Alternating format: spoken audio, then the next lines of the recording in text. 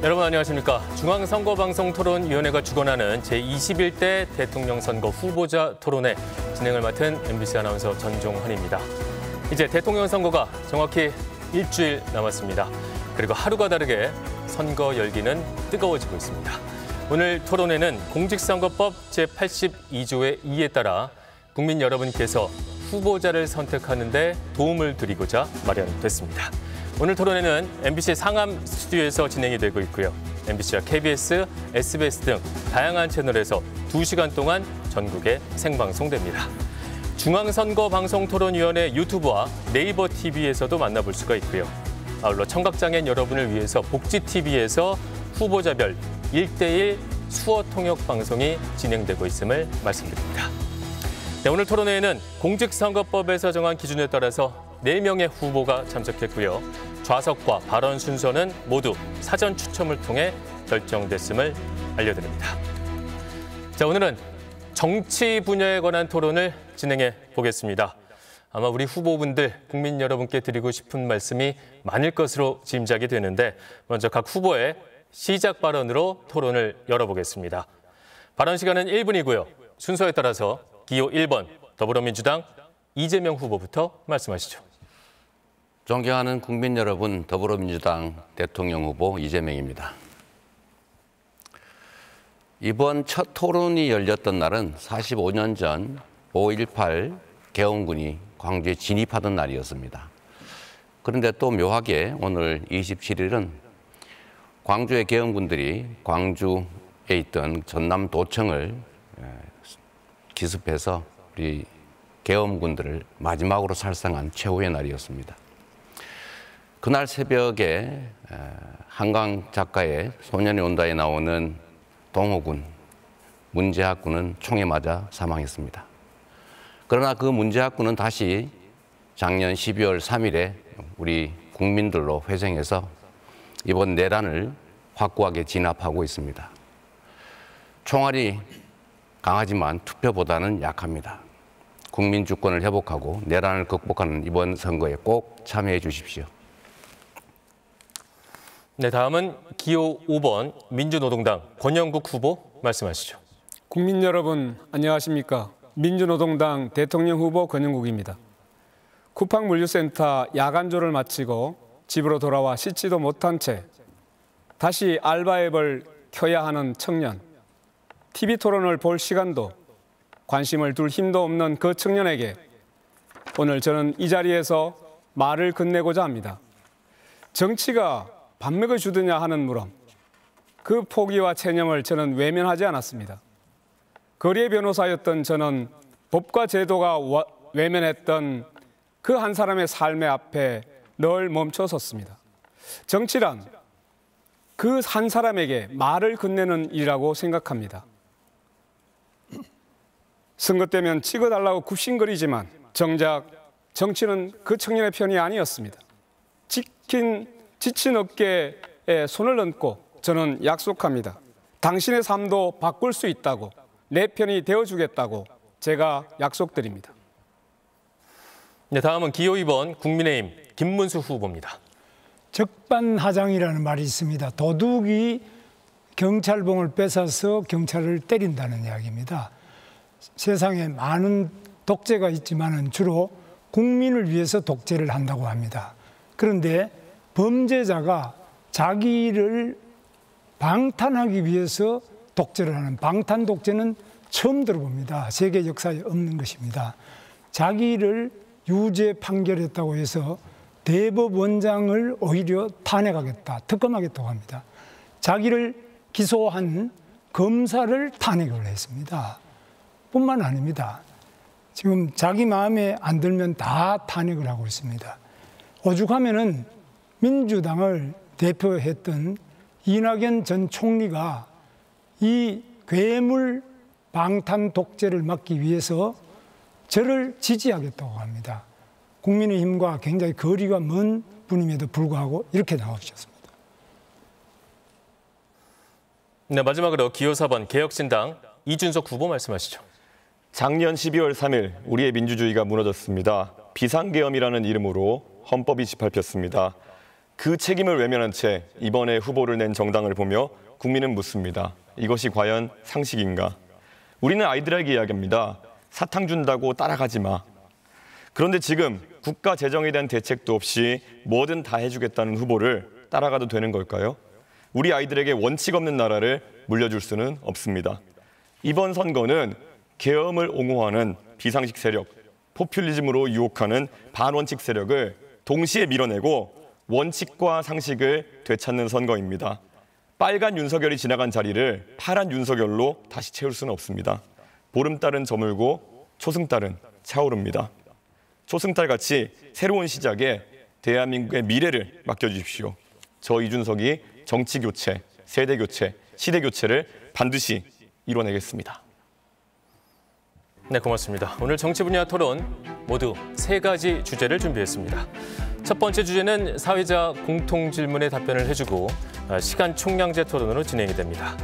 이어서 2가지 주제에 관한 후보들의 정치 외교 관련한 공약을 들어보고 주도권 토론으로 이어가겠습니다. 그리고 마지막으로 국민 여러분께 발언할 기회를 드리면서 토론회는 마무리가 됩니다. 자, 주어진 발언 시간 끝나면 마이크 자동으로 음소거된다는 점 유념해 주시고요. 국민 여러분이 지켜보고 계시는 만큼 치열하지만 품격 있는 토론 기대해 보겠습니다. 자, 그럼 시작해 보겠습니다. 첫 번째 주제, 정치 양극화 해소 방안입니다. 먼저 사회자 공통 질문 드리겠습니다.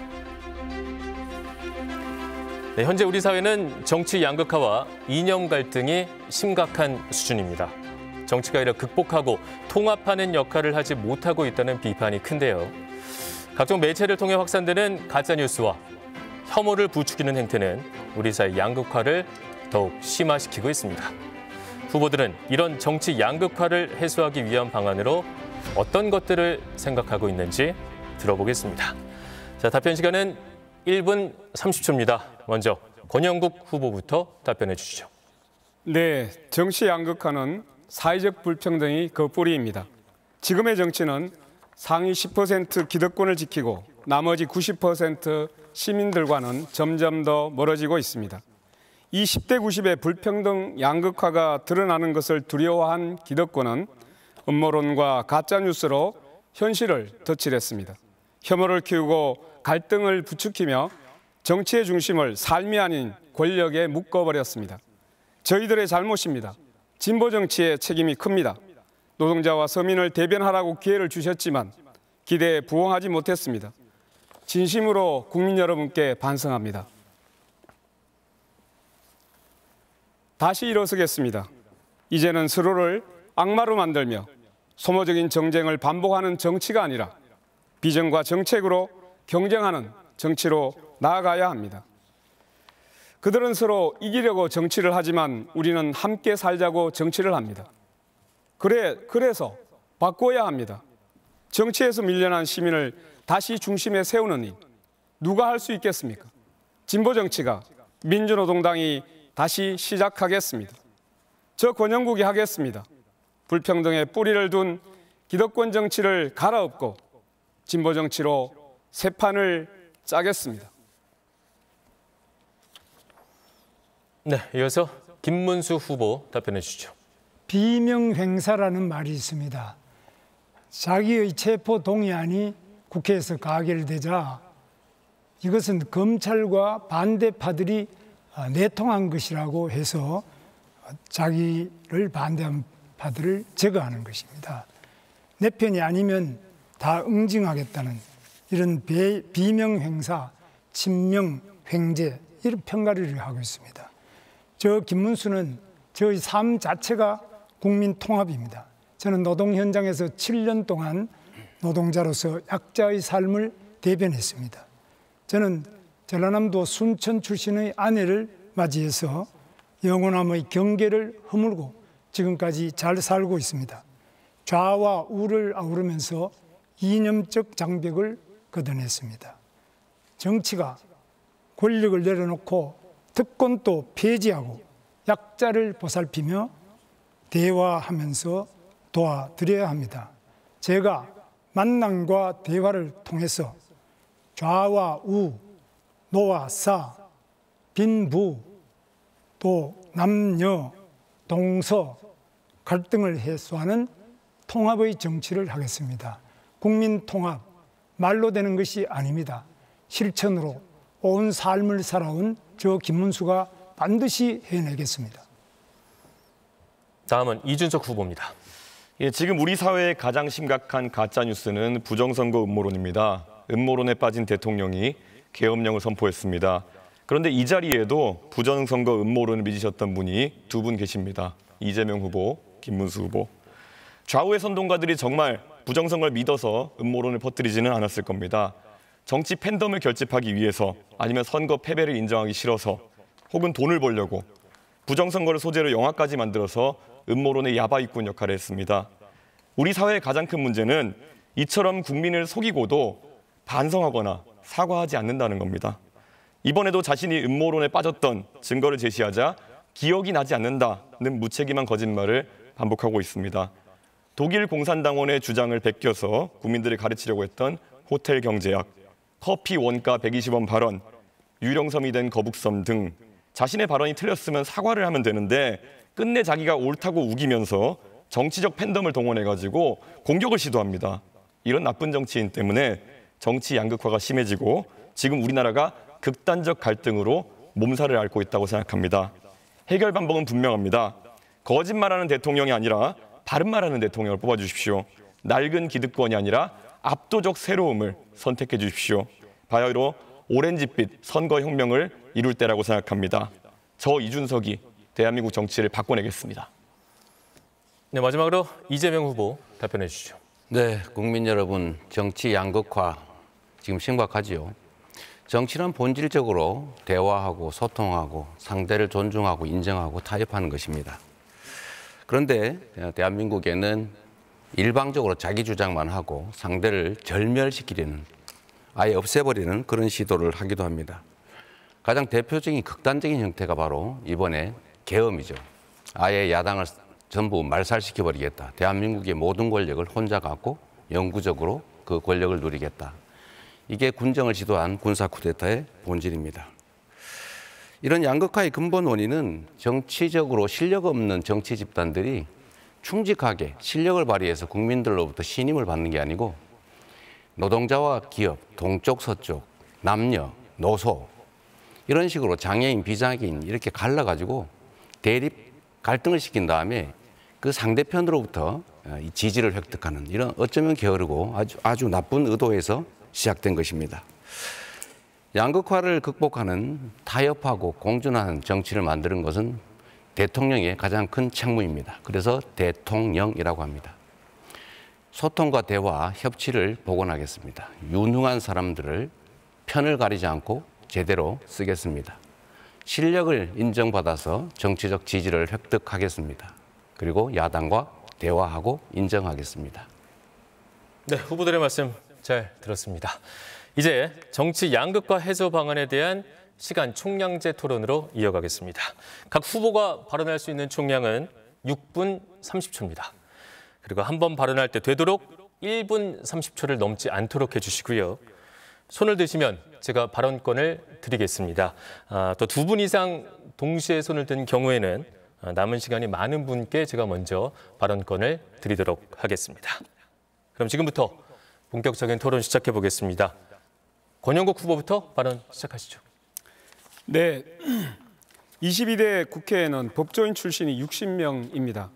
법조인은 5만 7천 명으로 전체 인구의 0.1%밖에 되지 않습니다. 그런데 국회의석의 20%를 차지하고 있습니다. 공직자 출신도 40명이 넘습니다. 그런데 200만 농민 중에는 국회의원이 단 1명, 900만 비정규직 노동자 중에도 단 1명, 500만 자영업자 중에는 단 3명만이 존재합니다. 이게 바로 우리의 국회의 현실입니다. 이게 말이 됩니까? 이게 과연 국민 전체를 대표하는 국회라고 할 수 있습니까? 노동자와 시민의 삶은 국회에서 극소수입니다. 그래서 준연동형 비례대표제를 도입했는데 양당이 서로를 핑계 삼아서 위성정당을 만들고 정치개혁을 무력화시켰습니다. 정치개혁을 하려면 위성정당이 반복되어서는 안 됩니다. 여야가 위성정당을 하지 않겠다고 약속하고 위성정당 방지법을 여야 합의로 도입해야 합니다. 우선 이재명 후보님과 김문수 후보님께 위성정당 방지법 도입하고 위성정당 하지 않겠다고 약속할 수 있는지 답변 부탁드립니다. 제가 먼저 할까요? 네. 아주 맞는 지적이세요. 저희는 위성정당 방지법을 만들어야 된다는 입장이었는데 정말로 그렇게 하고 싶었어요. 좀 고민도 많았죠.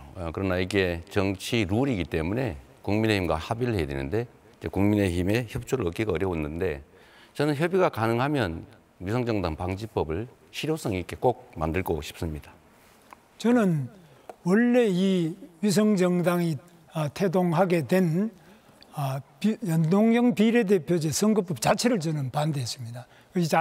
이 선거법 전체가 잘못되어 있기 때문에 이 선거법을 고쳐서 위성정당은 물론이고 아주 국민들도 모르고 법을 만든 사람들도 모르는 연동형 비례대표제 이런 거 고쳐야 된다고 생각합니다. 네, 이어서 이준석 후보 발언하시죠. 예, 우선 저희 개혁신당만이 지역구와 비례대표 의원을 정상적으로 선출했던 위성정당 만들지 않았던 당이라는 걸 다시 말씀드리겠습니다. 사실 지금 정치 양극화에 있어가지고 국민들이 분열되는 것은 양 세력의 고조되는 언사, 그 수준이 높아지는 것에 따른 것도 있습니다. 그런데 최근에 보면요, 사실 이재명 후보의 언사 중에서 이해가 안 가는 것들이 계속 다시 수면 위로 올라오고 있는데요. 예전에 트위터나 이런 거 하시면서 재미있는 말씀들을 많이 하셨던데요. 본인에게 다른 생각을 가진 국민들이 있을 때 가서 아주 직접적으로 비난하면서 달려드신 이력이 있어요. 어떤 지적을 했더니만은 그분에게 가서 화장실로 가서 대변기에 머리를 넣으세요. 뭐 이런 말씀하신다든지, 아니면 이분은 간질이 있나 본데 정신병원에 보내세요. 뭐 이런 말씀하시고요. 수준 낮은 일배만 보면 짝짝이 눈에 정신지체가 될 수 있다. 이거는 장애를 저주로 쓰는 건 아닙니까? 저는 이런 식의 언사가 정치 지도자급에서 나오기 때문에 일반 국민들도 사실 이런 역치가 굉장히 낮아져가지고 이런 언사가 계속되는 것이 아닌가 생각하고요. 올해 4월에 고등학교에서 이제 폭력 사건이 발생했는데요. 가해자가 피해자에게 했던 욕설인데 너희 어머니의 뭐 중요 부위를 어떻게 찍겠다 뭐 이런 얘기를 했다는데 저는 냉정하게 말해가지고 이거 누가 만든 말입니까? 저는 이렇게 이재명 후보의 욕설을 보고 따라하는 거 아니겠습니까? 오늘 이 자리에서 사과하실 의향이 있는지, 그리고 이런 언어가 고조되는 것에 대해 가지고 어떤 대책이 있으신지 궁금합니다. 일단은 저의 부족함에 대해서는 그간에 수차 사과 말씀을 드렸고 뭐 다시 사과드리겠습니다. 그리고 그 말은 제가 한 말이 아니고 우리 형님이 어머니한테 한 말인데 그런 소리 하는 걸 왜 안 말랐느냐라고 제가 좀 과하게 표현한 것이었다는 설명을 좀 드립니다. 저한테 발언권이 이제 생겼으니까 제가 좀 시작해 보겠습니다. 오늘은 저는 가급적 김문수 후보님과의 논쟁을 좀 끌어가고 싶어요. 제일 중요하니까요. 이 시대의 가장 중요한 과제는 역시 내란 극복이다, 그런 생각이 듭니다. 윤석열 대통령은 권력을 독점하겠다, 자신들의 부정 비리를 막겠다, 이런 일념으로 계엄을 선포했죠. 결론적으로 한번 물어보겠습니다. 계엄 해제를 우리 국민의힘 의원들이 대부분 참여하지 않았어요. 계엄 해제했어야 된다고 보십니까? 하면 안 됐다고 보십니까? 계엄 해제를 빨리 해서 바로 해제가 됐지 않습니까? 아니, 제 말은 그런 결과를 묻는 게 아니라 본인이 그에 대해서 어떤 입장이냐. 계엄은 해제됐어야 된다. 해제하지 저는 않아야 계엄 된다. 자체를 아주 원칙적으로 반대하고요. 알겠습니다. 제가 계엄에 대해서는 뭐 누차 지금 72년도 유신 때도 계엄 때문에 피해를 받고 80년에도 50 때도 제가 계엄 때문에 삼천교육 대상자가 됐습니다. 계엄은 저는 절대 반대고 계엄 해제는 뭐 더 말할 것도 없이 있을 수가 없는 거죠. 제가 바로 몇 가지 더 해제해야죠. 물어보겠습니다. 우선은 그 국회에서 국무위원들 사과할 생각 없느냐, 기립해서 사과해라 그랬을 때 유일하게 일어나지 않으셨거든요. 사과할 생각이 없었던 겁니까? 그런 방식의 사과도 아니고 그냥 그거는 일종의 그런 군중 재판식으로 그 어떤 국무총리를 불러내 가지고 서영교 의원이 사과를 하라 그러면 사과를 했는데 절을 국무총리가 4번이나 했습니다. 사죄의 절을. 그런데 자리에 앉아 있는 의원들이 더불어민주당 중심으로 해서 전부 고함을 지르면서 전 국무위원들이 일어나서 100배 사죄를 하라든지 이거는 일종의 폭력이지. 그거 사과도 아니고 국회도 아니죠. 그런 식으로 하면 안 되죠. 사과할 마음은 있었습니까? 사과는 계엄 자체를 저는 반대한다. 아예 자체를 반대하고. 좋습니다. 그러면 잘못된 그 다음 단계를 한번 물어보죠. 네. 윤석열 대통령에 대한 탄핵 그리고 파면, 구속에 동의하십니까? 그 뭐 여러 가지 물으셨는데 윤석열 대통령이 지금 파면이 돼 가지고 헌법재판소에서 아예 그 직이 없어졌지 않습니까? 네. 그래서 다만 여기에 이제 탄핵의 과정의 절차상으로 몇 가지 문제가 있었습니다.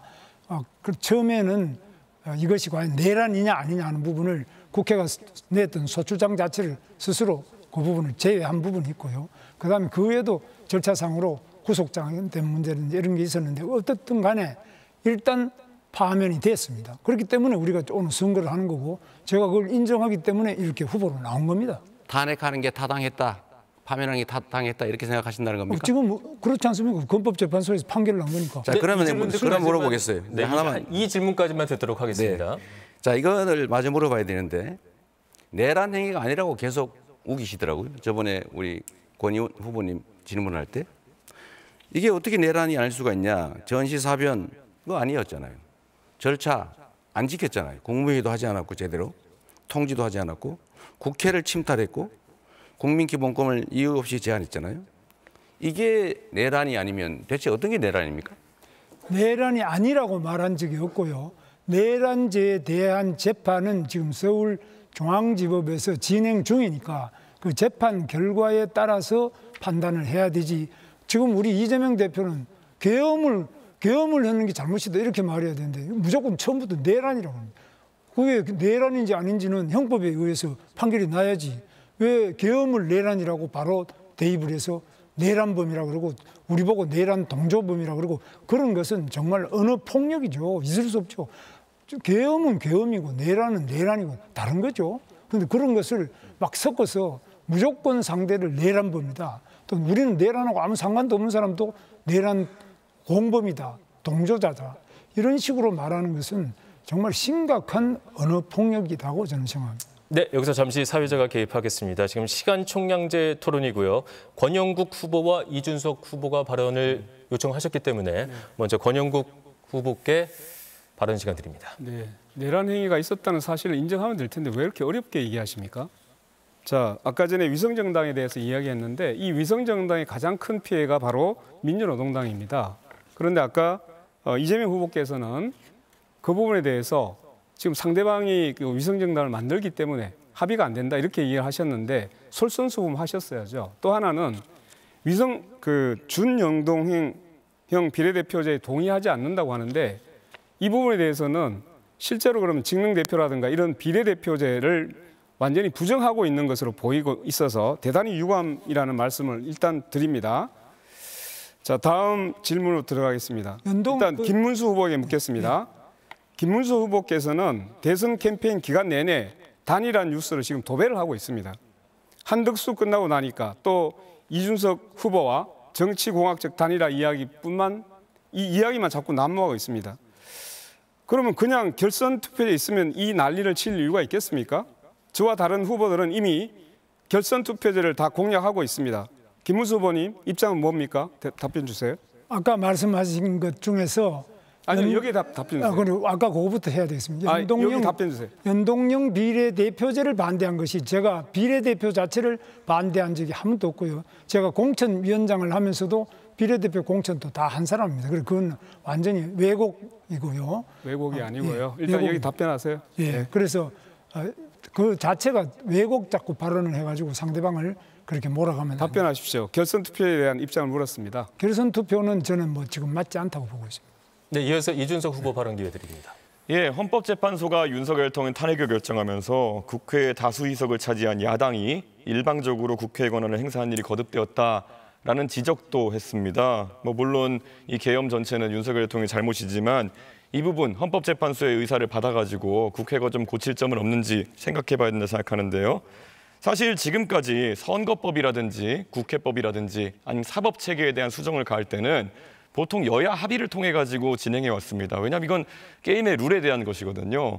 그런데 이재명 대표가 정치에 들어오신 뒤로부터는 일방 처리가 굉장히 많습니다. 그 일방 처리라는 것도 특히 본인의 재판이나 수사에 영향을 줄 수 있는 일방 처리가 많아지고 있는데 저는 이런 부분에 대해 가지고는 완전히 지금까지 대한민국 국회가 몇십 년간 운영해온 원칙을 깨뜨렸다라는 생각을 하는데요.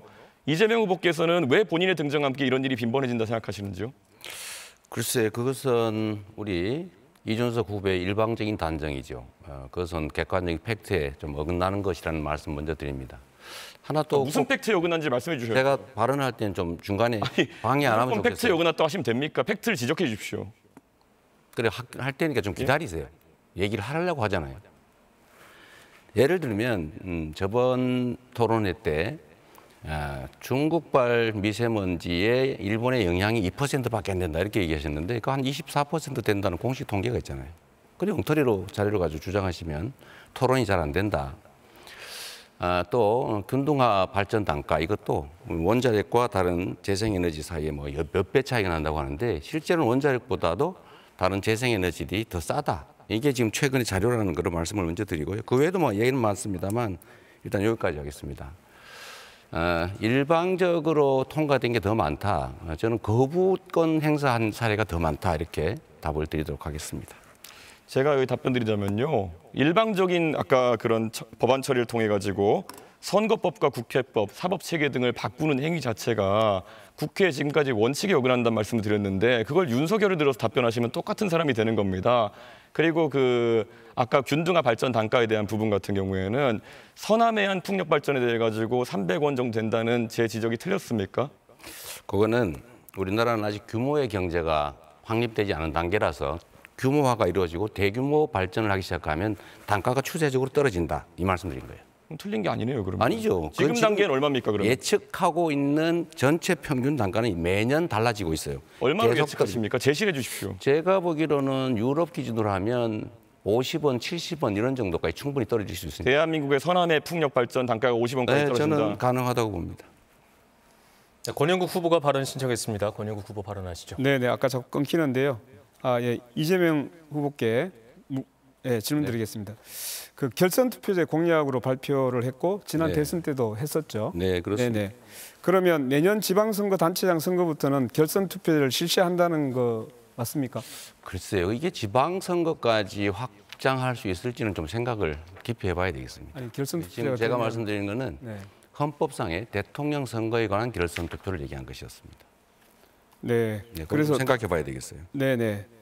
연이어서 묻겠습니다. 네. 이재명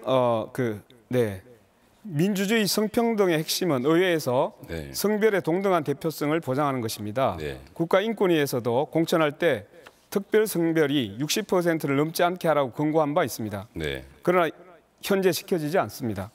20대 국회 여성 비율은 20%, 60명에 불과합니다. 역대 최다인데도 OECD 평균 33%에 한참 못 미칩니다. 네. 현재 성평등 공천 규정에 강제성이 없습니다. 저는 지역구 공천에서 여성을 최소 30% 이상 공천하지 않으면 정당 국고보조금을 삭감해야 한다고 생각합니다. 최소한 그래야 지켜지지 않겠습니까? 라는 게 제 생각입니다. 네. 후보님, 여기에 대해서 어떻게 생각하시는지 답변 부탁드립니다. 그것도 유용한 방법일 수 있겠죠. 여야가 합의하면 전 충분히 해볼 수 있다고 생각되는데 글쎄 지금 단계에서는 아마 그 숫자를 채우는 게 현실적인 어려움이 좀 있어서 많은 노력이 좀 필요할 것 같아요. 좋은 제안이시긴 합니다. 네, 방향도 맞습니다. 그런데 이제 이재명 후보께서 답변이 검토는 하는데 계속적으로 나중으로 밀리고 있어서 그럼 과연 지금 할 수 있는 게 뭔지를 저도 굉장히 좀 의문스럽습니다. 네, 알겠습니다. 제가 답을 잠시만요. 제가 이재명 답을 제가 아무도 답까지 아무도 안 듣고 했습니다. 나서 그러면 제가 이준석 아무도 후보 안 발언 신청을 했기 때문에 발언 신청이 좀 늦었습니다. 아무도 안 김문수. 했습니다. 네, 그 다음에 드리도록 하겠습니다. 발언 순서는 먼저 신청한 후보께 먼저 드리게 되어 있습니다. 때문에 이재명 후보 답변을 듣고 이준석 후보 답변을 말씀을 듣고 그 다음에 김문수 후보께 드리겠습니다. 말씀하시죠. 네, 이게 특정성 그러니까 소수성이 30%, 40%를 넘어야 된다라는 일정한 기준을 정하고 강제력을 부여하는 것은 좀 다음 단계에서 저는 충분히 검토해야 된다고 생각합니다.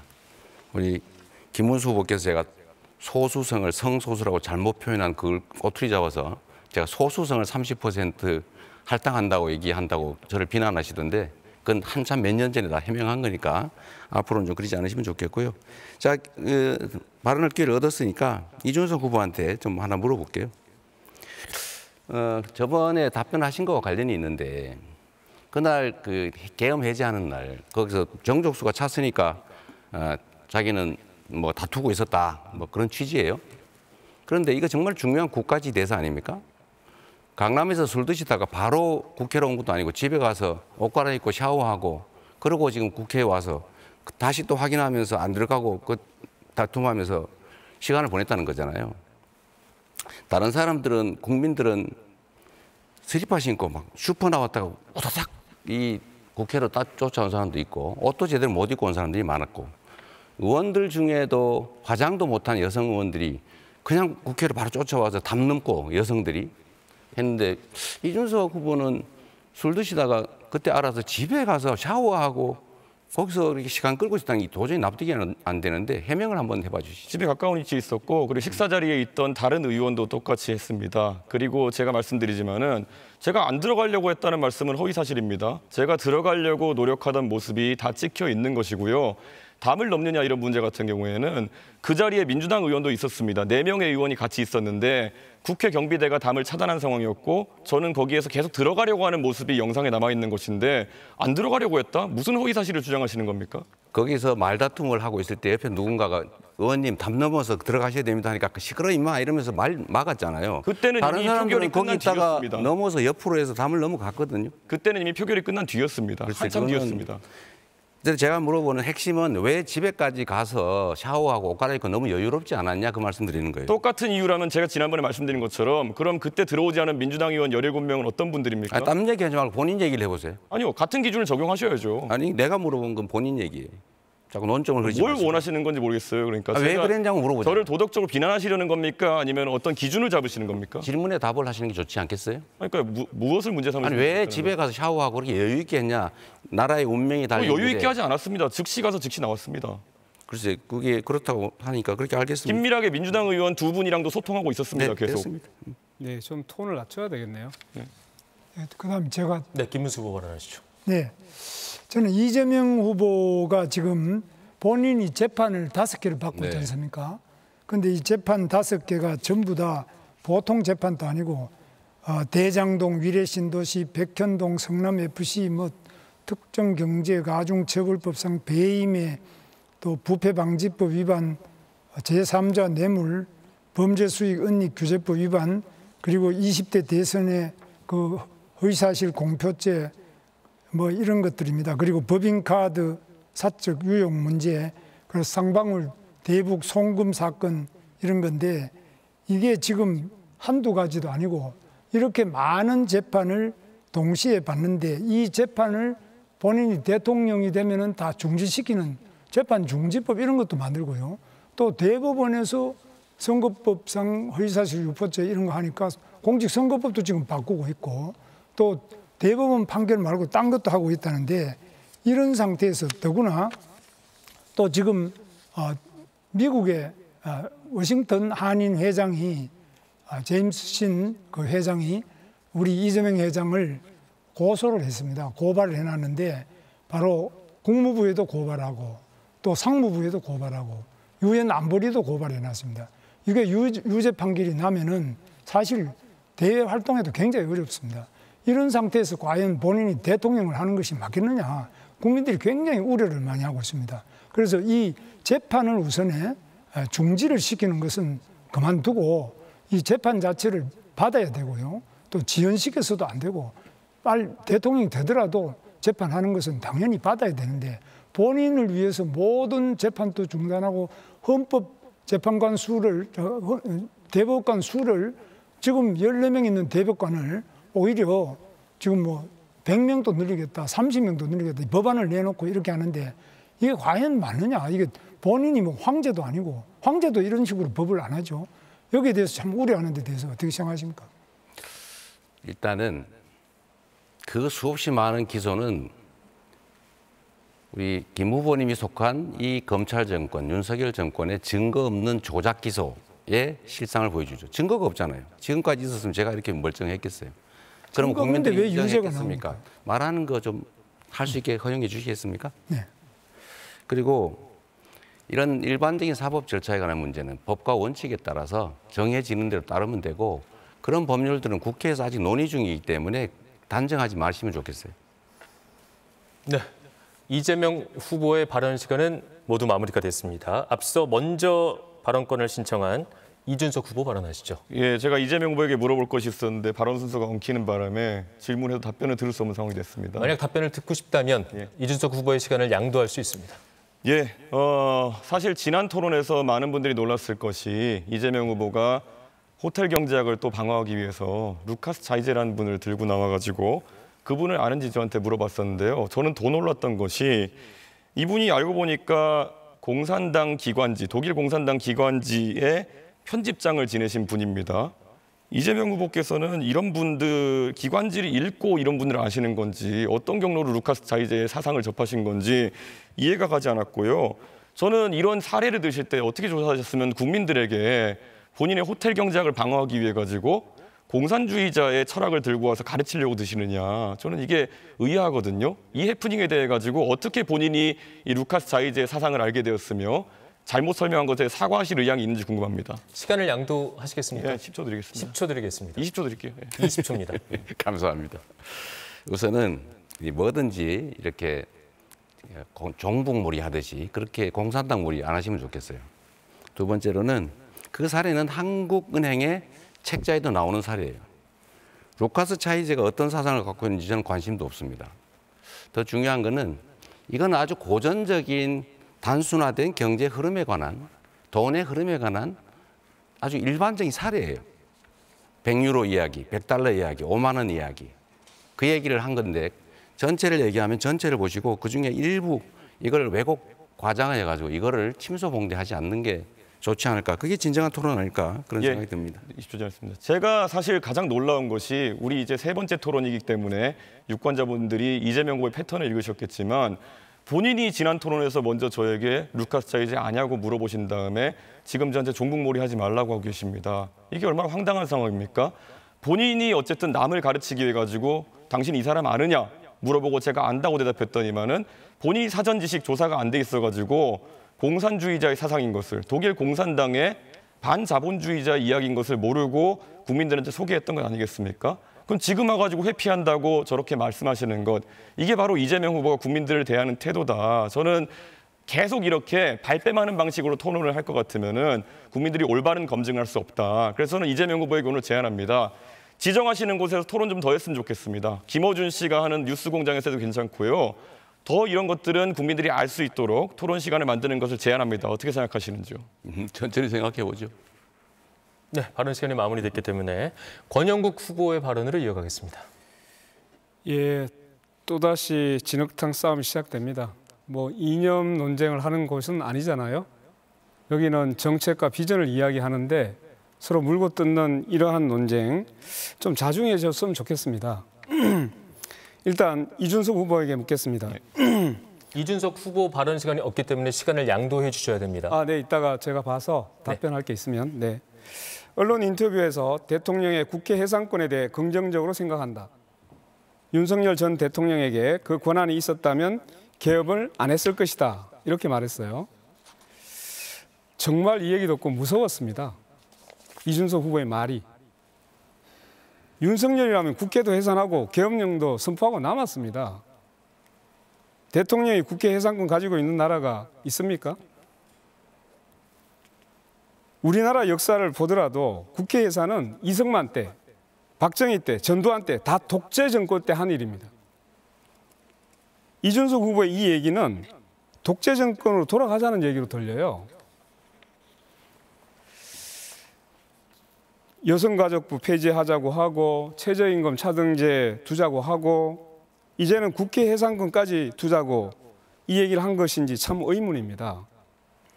아니 왜 저는 매우 이준석 후보가 전도양양한 저는 정치인이라고 봤는데 이 나쁜 정치만 자꾸만 제도화하려고 하는 거나 아니면 이런 걸 옹호합니까?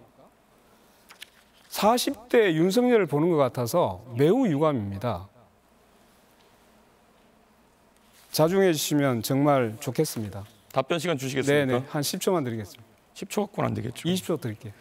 사실 제도를 말씀하시는 거라면은 아까 권영국 후보께서는 비례대표제의 확대를 좋아하시는 걸로 보였습니다. 그게 내각제적 요소를 도입하는 겁니다. 국회 해산권이라는 건 실제 내각제 국가에서 많이 운영되는 거고요. 국회 해산권이라는 것이 뭐 가가지고 군대를 통해서 해산하는 게 아니지 않습니까? 해산되면 다시 선거를 하자는 의미로 국민의 민의를 묻자는 취지에서 도입되는 것이 국회 해산권인데요. 그게 내각제적 요소를 도입하는 것인데 거기에 대해서 반대하시면은 아까 네. 비례대표제가 20초. 맞지 않지 않습니까? 20초 드렸어요. 예, 20초 드리니까 이제 제가 얘기를 해야 돼요. 비난을 막 하셔놓고는 왜 어긋나십니까? 그렇게. 아니 그러니까 자 잠깐만 얘기 드리세요. 의원 내각제에서는 당연히 국회 해산권이 있죠. 총리 불신은 당연히 할 수 있고 서로 견제가 됩니다. 그런데 우리나라는 대통령제예요. 대통령제에서 국회 해산권을 준다는 것은 국회가 없어지면 견제 기능이 없습니다. 그러면 1인 치하가 되는 거예요. 대통령 1인 치하. 이게 독재를 지금 유도하고 있는 게 아니게 뭡니까? 국회가 없어진데 선거를 다시 해야 되는데 왜 독재가 됩니까? 네, 권영국 후보도 시간을 모두 사용했습니다. 김문수 후보 56초 남았습니다.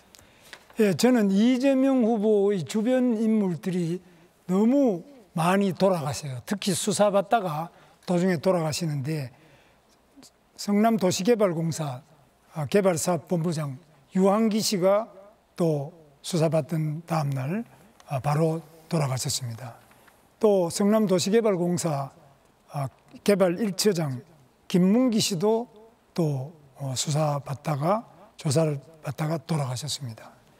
또 배소연 씨가 그 지인인 동거하던 지인이 또 법인카드 의혹과 관련해서 참고인 조사를 받다가 또 사망한 채 발견이 됐습니다. 또 경기도지사 때 초대 비서실장을 하던 전영수 씨가 또 마찬가지로 돌아가시면서 뭐라고 썼느냐. 이제 정치를 내려놓으십시오. 이렇게 네, 김문수 후보도 시간을 모두 사용했습니다. 네, 첫 번째 토론은 여기까지입니다. 치열한 토론이 이어졌습니다. 지금부터는 공약 검증 토론을 이어가겠습니다. 후보들의 핵심 공약 발표를 먼저 듣고 주도권 토론으로 서로를 검증하는 방식입니다. 바로 진행해 보겠습니다. 주제는 정치개혁과 개헌입니다. 여야의 극한 대치와 대화의 실종, 수단과 방법을 가리지 않는 권력 투쟁은 이제 국민들에게 익숙해진 우리 정치권의 모습입니다. 이런 상황을 겪으면서 개헌을 통한 권력구조 개편 등 정치 시스템의 개혁은 중요한 화두가 됐습니다. 이에 대한 각 후보의 공약을 먼저 들어보겠습니다. 발표 시간은 1분 30초입니다. 순서에 의해서 김문수 후보부터 공약 발표 시작하시죠. 우리 헌법과 우리 민주주의는 상권 분립 정신 위에 서 있습니다. 그런데 우리 이재명 후보는 입법부의 다수 정당인데 이것을 발판으로 해서 대통령도 탄핵하고 총리도 탄핵하고 감사원장도 탄핵하고 대법원장까지 탄핵하겠다고 31명을 이미 탄핵했습니다. 그래서 대법원장 특검하고 또 탄핵하고 청문회 하겠다고 합니다. 또 상권 분립을 완전히 파괴하고 상권 장악을 해가지고 완전히 독재를 하겠다고 하는데 이거는 이런 일이 없습니다. 뿐만 아닙니다. 지금 언론도 지금 언론 노조를 통해서 많이 영향을 미치고 있고요. 또 민주노총을 통해서 시민사회단체에도 엄청난 영향을 미치고 있습니다. 이것이 바로 입법 폭주, 탄핵 남발, 방탄 입법, 카톡도 검열한다고 합니다. 이게 바로 우리 이재명 괴물 정치, 괴물 독재의 신호탄입니다. 이것 때문에 이낙연 우리 전 총리가 이거는 괴물 국가, 괴물 독재를 막아야 된다. 이렇게 굉장히 위기의식을 느끼고 있습니다. 국민들이 이민을 가야 되나 걱정하고 있습니다. 이런 상태에서 저 김문수가 진정한 국민 통합, 모든 동서 또 빈부, 노사, 좌우가 통합하는 정치를 반드시 해내겠습니다. 네, 다음은 이준석 후보입니다. 프랑스 대통령 마크롱이 39의 나이에 대통령에 당선됐을 때 그가 속했던 정당인 앙마르슈는 원내 의석이 하나도 없었습니다. 하지만 마크롱 당선과 함께 프랑스 정치에는 거대한 지각 변동이 일어났고 연금개혁, 교육개혁, 노동개혁이 있어서 의미 있는 성과를 이뤘습니다. 제가 속한 정당인 개혁신당은 의석이 3석뿐이지만 마크롱이 가졌던 것보다는 큽니다. 저의 당선과 함께 대한민국 정치에는 자연스럽게 토론과 협치가 방식으로 등장하게 될 것입니다. 아무것도 없는 것 같지만 오히려 모든 것을 가질 수 있는 그런 역설입니다. 이제 대한민국도 2017년 프랑스 대선과 같이 압도적으로 새로운 선택을 할 때입니다. 역대 대통령 모두가 개헌을 하겠다고 했습니다. 1987년 이래로 40년 가까이 그 약속을 지킨 대통령은 없었습니다. 정말로 개헌을 하고 싶다면 개헌을 할 수밖에 없는 대통령을 뽑아야 합니다. 프랑스 국민이 마크롱을 통해 개헌을 이뤘듯 대한민국 국민도 이준석을 통해서 개헌을 이룰 수 있습니다. 국민연금을 가지고 양당이 미래 세대를 착취하는 야합을 했듯이 권력구조 개편을 양당에 맡겨놓으면 기득권 세력끼리 권력을 나눠 갖는 개헌 야합을 시도할 것 같습니다. 프랑스어 앙마르슈는 전진이란 뜻입니다. 좌도 우도 아니고 앞으로 저 이준석이 5천만 대한민국 국민과 함께하겠습니다. 네, 이재명 후보 공약 발표하시죠. 네, 국민 여러분, 대한민국은 민주공화국이다. 모든 권력은 국민으로부터 나온다. 이 헌법에 써져 있는 대원칙입니다. 민주주의 정치개혁이라고 하는 것은 국민이 주권자로 존중받는 제대로 된 정치 시스템을 만드는 것이겠죠. 제도도 만들어야 되고 정치의 실상도 변경해야 될 겁니다. 그런데 지금 대한민국 정치가 매우 잘못되어 있죠. 너무 이기적입니다. 그리고 소수가 동의하지 않은 모든 것을 반대합니다. 민주당 보고 독재한다 이런 얘기 하는데 거부권을 대통령이 41번 행사했습니다. 지금 우리가 탄핵을 30몇 번 했다는데 그 사실이 아닙니다. 13명인가 14명인가 이 정도밖에 안 될 거예요. 그리고 대통령 탄핵해야 마땅하지 않습니까? 국무총리, 헌재 재판관 임명을 안 해가지고 탄핵을 기각시키려고 하는데 당연히 탄핵해야죠. 개헌을 해서 체계적인 새로운 시대를 준비해야 됩니다. 저는 몇 가지 말씀을 미리 드렸습니다만, 첫째, 5.18 광주 민주화운동의 정신을 헌법 전문에 수록하고 책임 정치를 위해서 4년 연임제를 한 번에 한해서 이어서 할 수 있는 연임제를 도입하고 결선 투표를 도입할 필요가 있습니다. 당연히 계엄의 요건을 엄격하게 강화해야죠. 그리고 대통령의 거부권도 제한해야 됩니다. 국민의 기본권을 강화하고 그리고 지방자치와 분권을 강화하는 방향으로 헌법을 개정하겠습니다. 네, 마지막으로 권영국 후보 공약 발표하시죠. 네, 국민 여러분, 지금 우리는 어떤 개헌을 해야 합니까? 국가는 무엇이고 헌법은 왜 존재해야 합니까? 국가는 시민의 존엄을 지키기 위해 존재하고 헌법은 그 존엄을 지키기 위한 우리 사회의 약속입니다. 개헌은 그 약속을 지금의 시대 정신에 맞게 개정하는 일입니다. 헌법 자체를 부정하고 탄핵을 반대한 세력은 개헌을 말할 자격이 없습니다. 그러면 누가 개헌을 해야 합니까? 개헌은 시민이 주체가 되는 일입니다. 노동자, 여성, 청년, 사회적 약자를 포함한 모든 시민이 참여하여 함께 만드는 광장 개헌이 되어야 합니다. 우리는 기득권 유지와 권력 안배를 위한 개헌이 아니라 차별과 불평등을 타파하는 개헌을 추진합니다. 다시는 윤석열과 같은 내란이 반복되지 않도록 계엄 조항을 고치고 5.18 정신을 헌법에 담는 것으로 출발하겠습니다. 그 방향은 분명합니다. 87년 민주화 이후 38년 만에 추진하는 개헌은 정치인을 위한 개헌이 아니라 시민을 위한 개헌이어야 합니다. 차별을 금지하는 평등헌법, 노동이 존중받는 노동헌법, 식량주권을 지키는 농민헌법, 기후정의를 실현하는 기후헌법, 사회적 약자를 보호하는 돌봄헌법. 저 권영국이 이 개헌을 시민 여러분과 함께 만들어 가겠습니다. 감사합니다.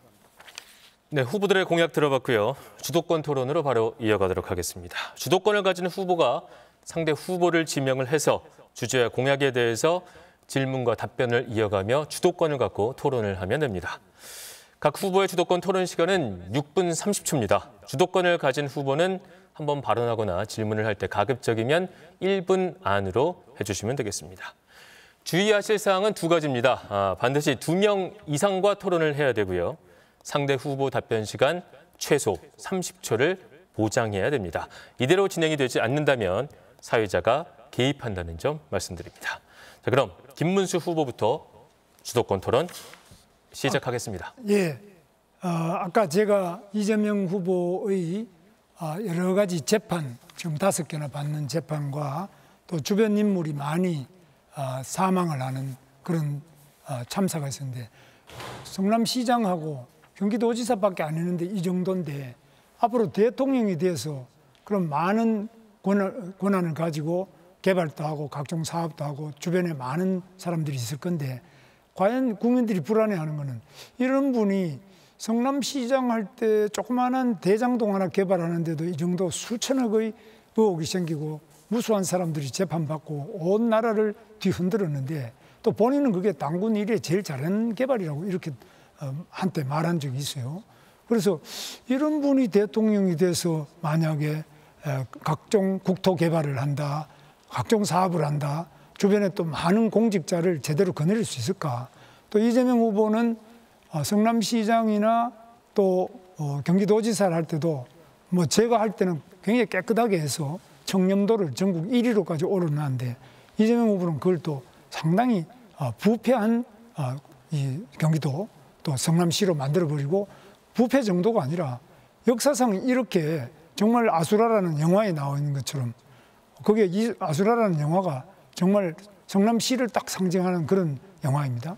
이렇게 돼가지고 온 주변이 비리와 감옥, 투옥되고, 또 많은 사람들이 갑자기 수사받다가 죽어버리고, 또 아까 제가 말씀드렸습니다만은 도시공사 경기도지사 첫 비서실장이었는 전영수 실장은 이제 정치를 내려놓으십시오. 더 이상 희생은 없어야 하지 않겠습니까? 이런 이야기에 대해서 저는 굉장히 가슴 아프게 생각하는데, 어떻게 보십니까? 이래가지고 어떻게 대통령 해가지고 제대로 할 수 있는지, 지금이라도 저는 사퇴하시는 것이 맞지 않느냐 이렇게 보는데 어떻습니까? 네, 전혀 근거 없는 일방적인 주장 잘 들었습니다. 검찰이 없는 사건 만들려고 강압 수사를 심하게 하니까 그 사람들이 괴로워서 그렇게 된 거 아닙니까? 저에 대해서 구체적 증거를 하나라도 대보십시오. 제가 부정부패를 저질렀는지. 저는 업자를 만난 일도 없고 그들이 커피 한 잔 얻어먹은 일이 없어요. 그 사람들이 사망한 것은 그 검찰의 가혹한 그 압박 수사 때문이죠. 그 돌아가신 분들은 정말로 가슴 아프게 생각합니다. 이제 시간이 다 됐는데, 지금 보세요. 그런 식으로 지금 보면 법인카드 문제든지 여러 가지가 이미 유죄 판결이 다 났고, 또 대북 송금만 하더라도 그 부지사, 이화영 부지사가 지금 7년 8개월 받았잖아요.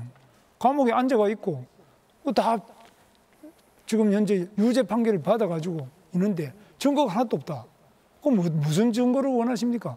그동안 검찰의 공소장이다, 재판의 판결문이다, 유죄 판결이 다 나가지고 많은 사람들이 이 오죽하면은 전영수 경기도지사 첫 비서실장은 유서에서 그랬습니다. 유서에서 이제 정치를 내려놓으십시오. 더 이상 희생은 없어야 되지 않겠습니까? 이분이 돌아가시면서 괜히 그러면 허위 사실을 유포하겠습니까? 여기에 대해서 저는 이재명 후보가 지금이라도 이 대통령이라는 자리는 엄청나게 윗물 중에 윗물인데, 윗물이 맑아야 아랫물이 맑지.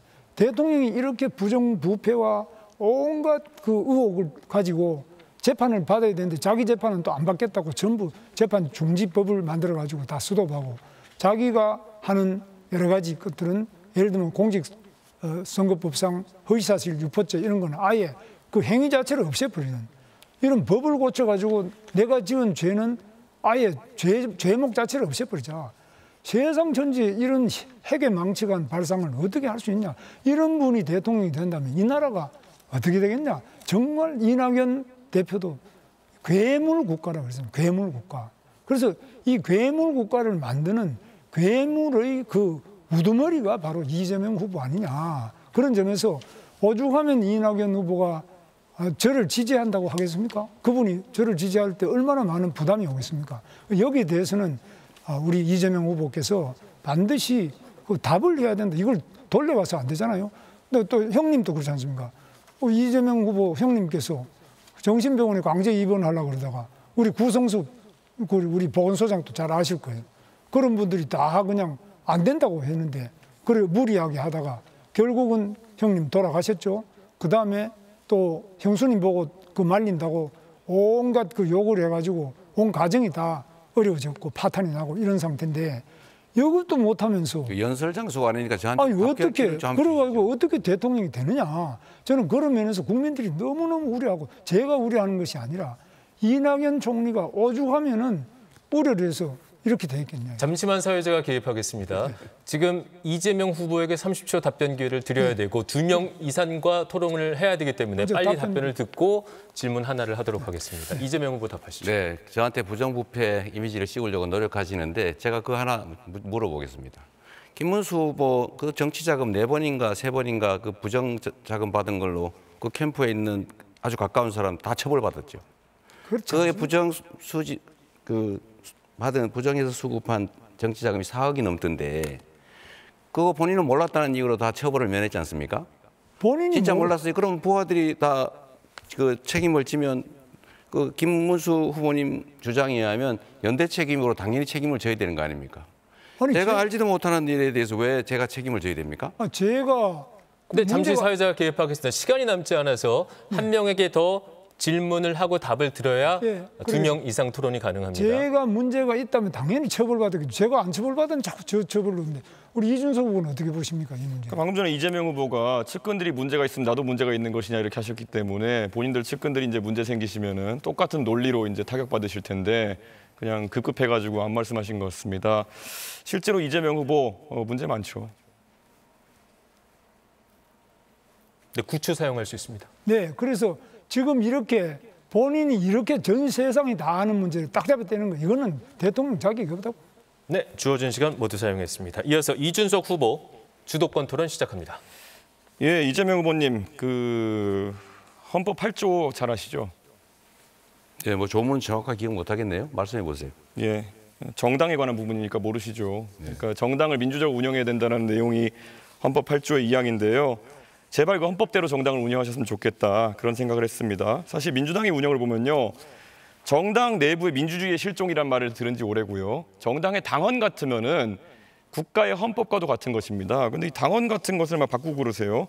그래서 그 민주당의 당원을 보면 80조에 보면은 여러 가지 범죄 혐의가 있으면은 당직이 기소 시에 정지되게 돼 있는데 그것도 이제 마음대로 바꾸시고 이렇게 하는 모습을 보면서 1심 유죄 나오자마자 당원 80조가 삭제됐거든요. 이렇게 당의 존립 근거가 되는 당원을 이렇게 마음대로 바꿔버리고 위인 설법 아니겠습니까? 이재명 후보 전에는 기소된 사람 없었습니까? 근데 이재명 후보가 기소되고 나니까 유죄로 선고받으니까 이런 것들을 없앤다는 것 자체가 법 체계에 대한 당내의 법 체계에 대한 이해도 별로 없으신 것 같고 그래서 지금도 형사소송법 개정이나 이런 것에 대해 가지고 사회의 규칙이나 제도에 대한 존중 자체가 없는 것이 아니냐라는 비판을 받는 겁니다. 어떻게 보십니까? 앞으로 이런 법률이나 개헌을 진행하는 데 있어서 본인이 관련된 부분은 좀 회피하시고 이렇게 하실 의향이 없으십니까? 더불어민주당은 역사에 없을 정도로 당원 중심의 민주적 정당으로 바뀌었고 강하고 유능한 정당으로 바꿔서 대한민국 정치사에서 가장 큰 야당의 승리를 이뤄냈고 가장 강력한 수권 정당이 됐습니다. 남의 당 얘기하기보다는 개혁신당은 그 허은하 대표를 그렇게 강제적으로 조치를 하지 않았습니까? 또 김용남 의원도 개혁신당 아닌가요? 그리고 그 당내 자금 사용 관련해서 우리는 부패 혐의로 고발당하고 그랬던 것으로 아는데 시간 지냈는데요. 예. 어쨌든 그런 점도 살펴보시기 시간 바랍니다. 지났다니까요. 예. 뭐 허은하, 김용남 그렇게 좋으시면은 허은하 의원님이 말씀하신 거 제가 이재명 대표에 대해 평가한 거 읽어드리면요. 매표 포퓰리즘 하는 사람이다. 한국판 차베스다. 김용남 의원은요. 이재명은 대통령커녕 성남시장의 자격도 없다. 경기도민이 낸 세금으로 횡성 한우보다 더 맛있다는 횡령 한우를 사 먹었으면 죄값을 치러야 된다. 뭐 이런 부분도 반영해가지고 같이 데려가셨으면 좋겠다. 이런 말씀드립니다. 그리고 계속 이제 질문에 질문으로 답하시는 아주 안 좋은 그런 어떤 태도가 있으신데요. 지난번에도 똑같았지만은 이제 국민들이 그 수법 잘 알 테니까 자제해 주셨으면 합니다. 오늘 또 이 토론이 있는 날에도 제가 알기로는 이재명 후보님 재판, 공판 준비 기일이 있었던 걸로 알고 있습니다. 법인카드 사적 유용 혐의에 대해서 재판 공소장을 보니까 흥미로운 대목이 있습니다. 많은 분들이 뭐 10만 원 때문에 그러냐 그렇게 하는 분들인데 그거는 공직선거법에 대한 부분이고요. 지금 재판받는 거 보면은 2019년부터 2021년 10월까지 과일만 2,791만 원 정도 법인카드로 사셔가지고 사적 유용 때문에 재판받고 계신 거거든요. 259번 과일을 사주셨는데 2,791만 원 어치 드셨어요. 과일이 평균 가격을 보니까요. 뭐 종류가 다양하겠죠. 1kg에 10,000원 정도 하던데요. 이 기준이라면은 2,800만 원어치의 과일을 2년 동안 드셨으면은 2.8톤입니다. 혹시 집에 뭐 코끼리 같은 거 키우십니까? 사람이 어떻게 이렇게 많은 과일을 집에서 이렇게 법인카드로 결제할 수 있는지 혼자 드신 겁니까? 아니면 어떻게 하신 겁니까? 대답할까요? 예. 네. 그래서 엉터리라는 거예요. 그거는 제가 쓴 일도 없고 그 쓰는 거 본 일도 없고 실무부서에서 과일 거래를 했다는데 그걸 제가 어떻게 합니까? 그걸 전부 제가 횡령을 했다, 지시를 했다, 알고 그랬다라고 기소를 했는데 그게 바로 엉터리 기소라는 뜻이고요. 그 사건에서는 제가 그걸 지시한 것으로 보여진다라고 기소를 했는데 그런 근거 자료가 한 개도 없어요. 그래서 엉터리 조작 기소다 이렇게 얘기하는 겁니다. 자, 그러면은 이런 재판에 대해 가지고 사실 대선 후보로서 예전에 민주당에서 홍준표 자유한국당 대선 후보를 공격할 때 성완종 리스트 판결이 그때 2심까지 나왔었기 때문에 당선되어도 재판 받아야 되는 거 아니냐. 그래가지고 그때 하도 공격하니까 홍준표 후보께서 이렇게 얘기하셨어요. 만약에 대법원에서 재판 받아서 유죄 나오면은 내가 극단적인 선택까지 검토하겠다. 이렇게 하면 재판 받겠다는 의지를 보여줬거든요. 이재명 후보는 재판 받을 의지를 보여줄 생각이 없습니까? 무죄를 확신하시는 거 아닙니까? 조작 기소라면서요. 너무 많은 기소를 해놓고 성남 FC 사건 같은 경우는 제가 직접 한 건 아니고 지금 직원들이 기소되어 있는데 증인이 478명이에요. 그 재판 매일 해도 2년 걸립니다. 그런 재판들을 마구 기소해놓고 이 검찰 국가가 이렇게 난폭하게 정치 탄압을 했잖아요. 그리고 당신은 기소됐으니까 죄인이다. 고발당했으니까 피의자다. 이런 식으로 하는 거는 국민의힘이 주로 하던 수법인데 예, 시간 다 우리 됐습니다. 이준석 후보는 좀 자제해 주시면 좋지 않을까 싶습니다. 그런데 뭐 사실 그렇게 따지면 홍준표 후보는 얼마나 억울하셨겠습니까? 최종적으로 무죄인 사건이었는데 그런데도 떳떳하게 나는 재판을 받아서 실제로 극단적인 선택할 정도로까지 내가 책임지겠다라고 했는데 이재명 후보는 그거 안 하겠다는 말씀을 지금 돌려서 하시는 거 아니겠습니까? 자, 그리고 권영국 후보님께 좀 여쭤보겠습니다. 네. 권영국 후보님, 사실 이재명 후보님이 사실 가족 간의 그런 어떤 좀 특이한 대화나 이런 걸 하셔가지고 문제되신 건 아까 사과하시고 이렇게 했었는데요. 가장 또 놀라는 것이 혹시 정의당의 그러니까 민주노동당 기준으로 여쭤보고 싶은 게 만약에 어떤 사람이 여성에 대해 가지고 얘기할 때 여성의 어떤 성기나 이런 곳에 젓가락을 꽂고 싶다 이런 얘기를 했다 그러면 이거는 여성 혐오에 해당합니까? 아닙니까? 그건 뭐 답변하지 않겠습니다. 민주노당 기준이 없습니까? 이런 성폭력적인 발언에 대해서? 그건 있죠. 그러나 지금 이걸 묻는 취지는 잘 모르겠는데요. 기준은 매우 엄격합니다. 매우 문제가 되는 발언입니까? 아닙니까? 우리는 당연히 이제 성적인 학대를 한다든가 이런 부분에 대해서는 누구보다 엄격하게 정하고 있습니다. 이재명 후보님 동의하십니까?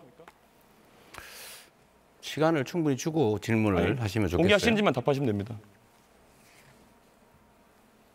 동의 안 하시는 겁니까? 이런 발언이 문제 있다는 것을? 시간과 규칙을 지켜서 하시면 좋죠. 네, 이준석 후보의 주도권 토론 시간 여기서 마무리됐습니다. 이어서 이재명 후보의 주도권 토론 시간입니다. 네. 어쨌든 우리 이준석 후보님은 주로는 그런 정부의 앞으로 나아갈 길, 국민의 더 나은 삶 이런 것보다는 그런 신변 잡기에 관심이 많으신 것 같은데 본인의 신변 잡기도 한번 되돌아보시기를 부탁드립니다. 권영국 후보님, 제가 이 얘기 한번 나눠보면 좋겠어요. 저는 권영국 후보님께서 저는 개인적으로 잘 아잖아요. 아주 오랜 세월 노동인권운동도 하시고 변호사로 정말 우리 사회의 어두운 곳, 낮은 곳을 살피시고 정말 큰 애 써오신 거 정말 존경합니다. 네, 감사합니다. 그리고 이런 기회를 통해서 이제 민주노동당도 정책을 충분히 국민에게 설명하고 다시 또 인정받는 계기가 되면 좋겠어요. 네, 그래야 되죠. 그 김문수 후보님 관련해서 전에 한번 논쟁을 심하게 하셨는데 내란이 아니다, 처벌받아야 내란이다 이런 논리에 대해서 좀 어떻게 생각하세요? 예, 지금 제가 이제 곧 답변하기 전에 네. 제가 변호사인데 이 대선 후보 토론장에 나와 있는 것 같지 않고 마치 법정에 서 있는 느낌이에요. 그래서 굉장히 좀 유감을 일단 먼저 말씀드리고 시작하겠습니다. 우선은 내란죄라는 것은 형법상에 있는 요건이 있는 거죠. 네. 그러나 우리가 헌법상에서 내란 행위라는 것은 그것이 헌정 질서를 유린하는 것이 내란 행위입니다. 그렇기 때문에 이게 내란죄가 되냐 안 되냐에 따라서 내란 행위가 성립하느냐 하는 문제하고는 다른 거죠. 네. 정확하게 말씀드리면 내란이라고 하는 게 폭력적으로 국헌을 문란하거나 국토를 참전하는 그런 행위를 말하잖아요.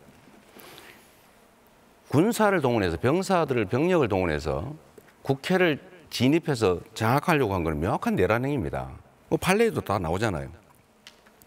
김원수 후보님, 이런 얘기 좀 들어보셨나 모르겠는데 김문수 후보님께서는 정호영이라는 사람을 그 선대위에 영입하셨더라고요. 근데 이 정호영이라는 사람은 광주 학살의 주책임자 아닙니까? 그걸 몰랐을 것 같지는 않은데 제가 한 건 아니고. 잠깐 답변을 제가 요구하면 해주세요. 또 하나는 전에 전두환 추징법도 반대하셨던 것 같아요. 또 전두환 씨를 예방한 바도 있고요. 또 최근에는 내란 수계 윤석열 대통령의 핵심 중에 핵심 측근 윤상현을 공동선대위원장으로 또 받았다가 내부 분란 때문에 그만둔 것 같습니다. 그러다 보니까 우리 윤석열 대통령께서 탈당을 하라, 또 제명하거나 이런 말 한마디도 못 하시고 윤 대통령이 탈당을 하면서 김문수 후보 도와서 당선시켜달라 뭐 이런 얘기도 하시고 의원들한테 전화해서 김문수 후보 도우라고 지시도 하고 그랬던 것 같습니다. 이런 걸 보면 김문수 후보는 내란 세력 그 자체, 그 이론 또는 최소한 내란 세력을 비호하는 비호 세력으로 보여요. 그래서 이런 의문들이 있습니다. 김문수 후보는 윤석열 아바타다. 김문수 후보가 당선이 되면 상황 윤석열이 즉 반란 수계가 귀환한다. 그런 걱정을 하는 사람들이 있는데 이에 대해서 어떻게 생각하십니까? 전혀 근거 없는 말씀을 하시고 있고요. 제가 그 말씀을 그대로 말씀드리면 우리 이재명 후보야말로 부패, 부정, 비리, 범죄의 우두머리. 바로 그 비판을 벗어날 수가 없고 그러한 비판을 받을 수밖에 없는 것은 이건 다 이 재판에서 나와 있는 거고요. 다 공소장이나 판결문에 나와 있는 거고. 충분히 들었습니다. 저에 대한 거는 그냥 주장입니다. 자, 하나 또 물어볼게요. 네. 우리가 민주당이 군사 쿠데타 이런 뭐 또는 학살, 고문 이런 반인권 범죄, 국가 폭력 범죄에 대해서는 공소시효를 배제해서 낫지 처벌하는 것처럼 그가 살아있는 한 반드시 처벌하자. 이런 법을 만들었더니 국민들이 반대했고 심지어 거부권 행사했거든요. 이런 법에 대해서 거부권 행사하실 겁니까? 저는 그러한 취지의 법이라면 당연히 제가 앞장서서 오히려 할 겁니다. 저는 오히려 지금 이재명 후보 같이 이렇게 많은 재판을 받는 분이 다 자기 재판을 안 받도록 하고 또 그 재판하는 대법원장까지도 탄핵, 특검, 청문회 부르는 이런 분이야말로 정계를 영구 은퇴시키도록 법을 발의해서 반드시 통과시키도록 하겠습니다. 네, 감사드립니다. 뭐 입장이 다르더라도 좋은 일을 같이 하는 것은 바람직하죠. 하나 더 여쭤보겠습니다.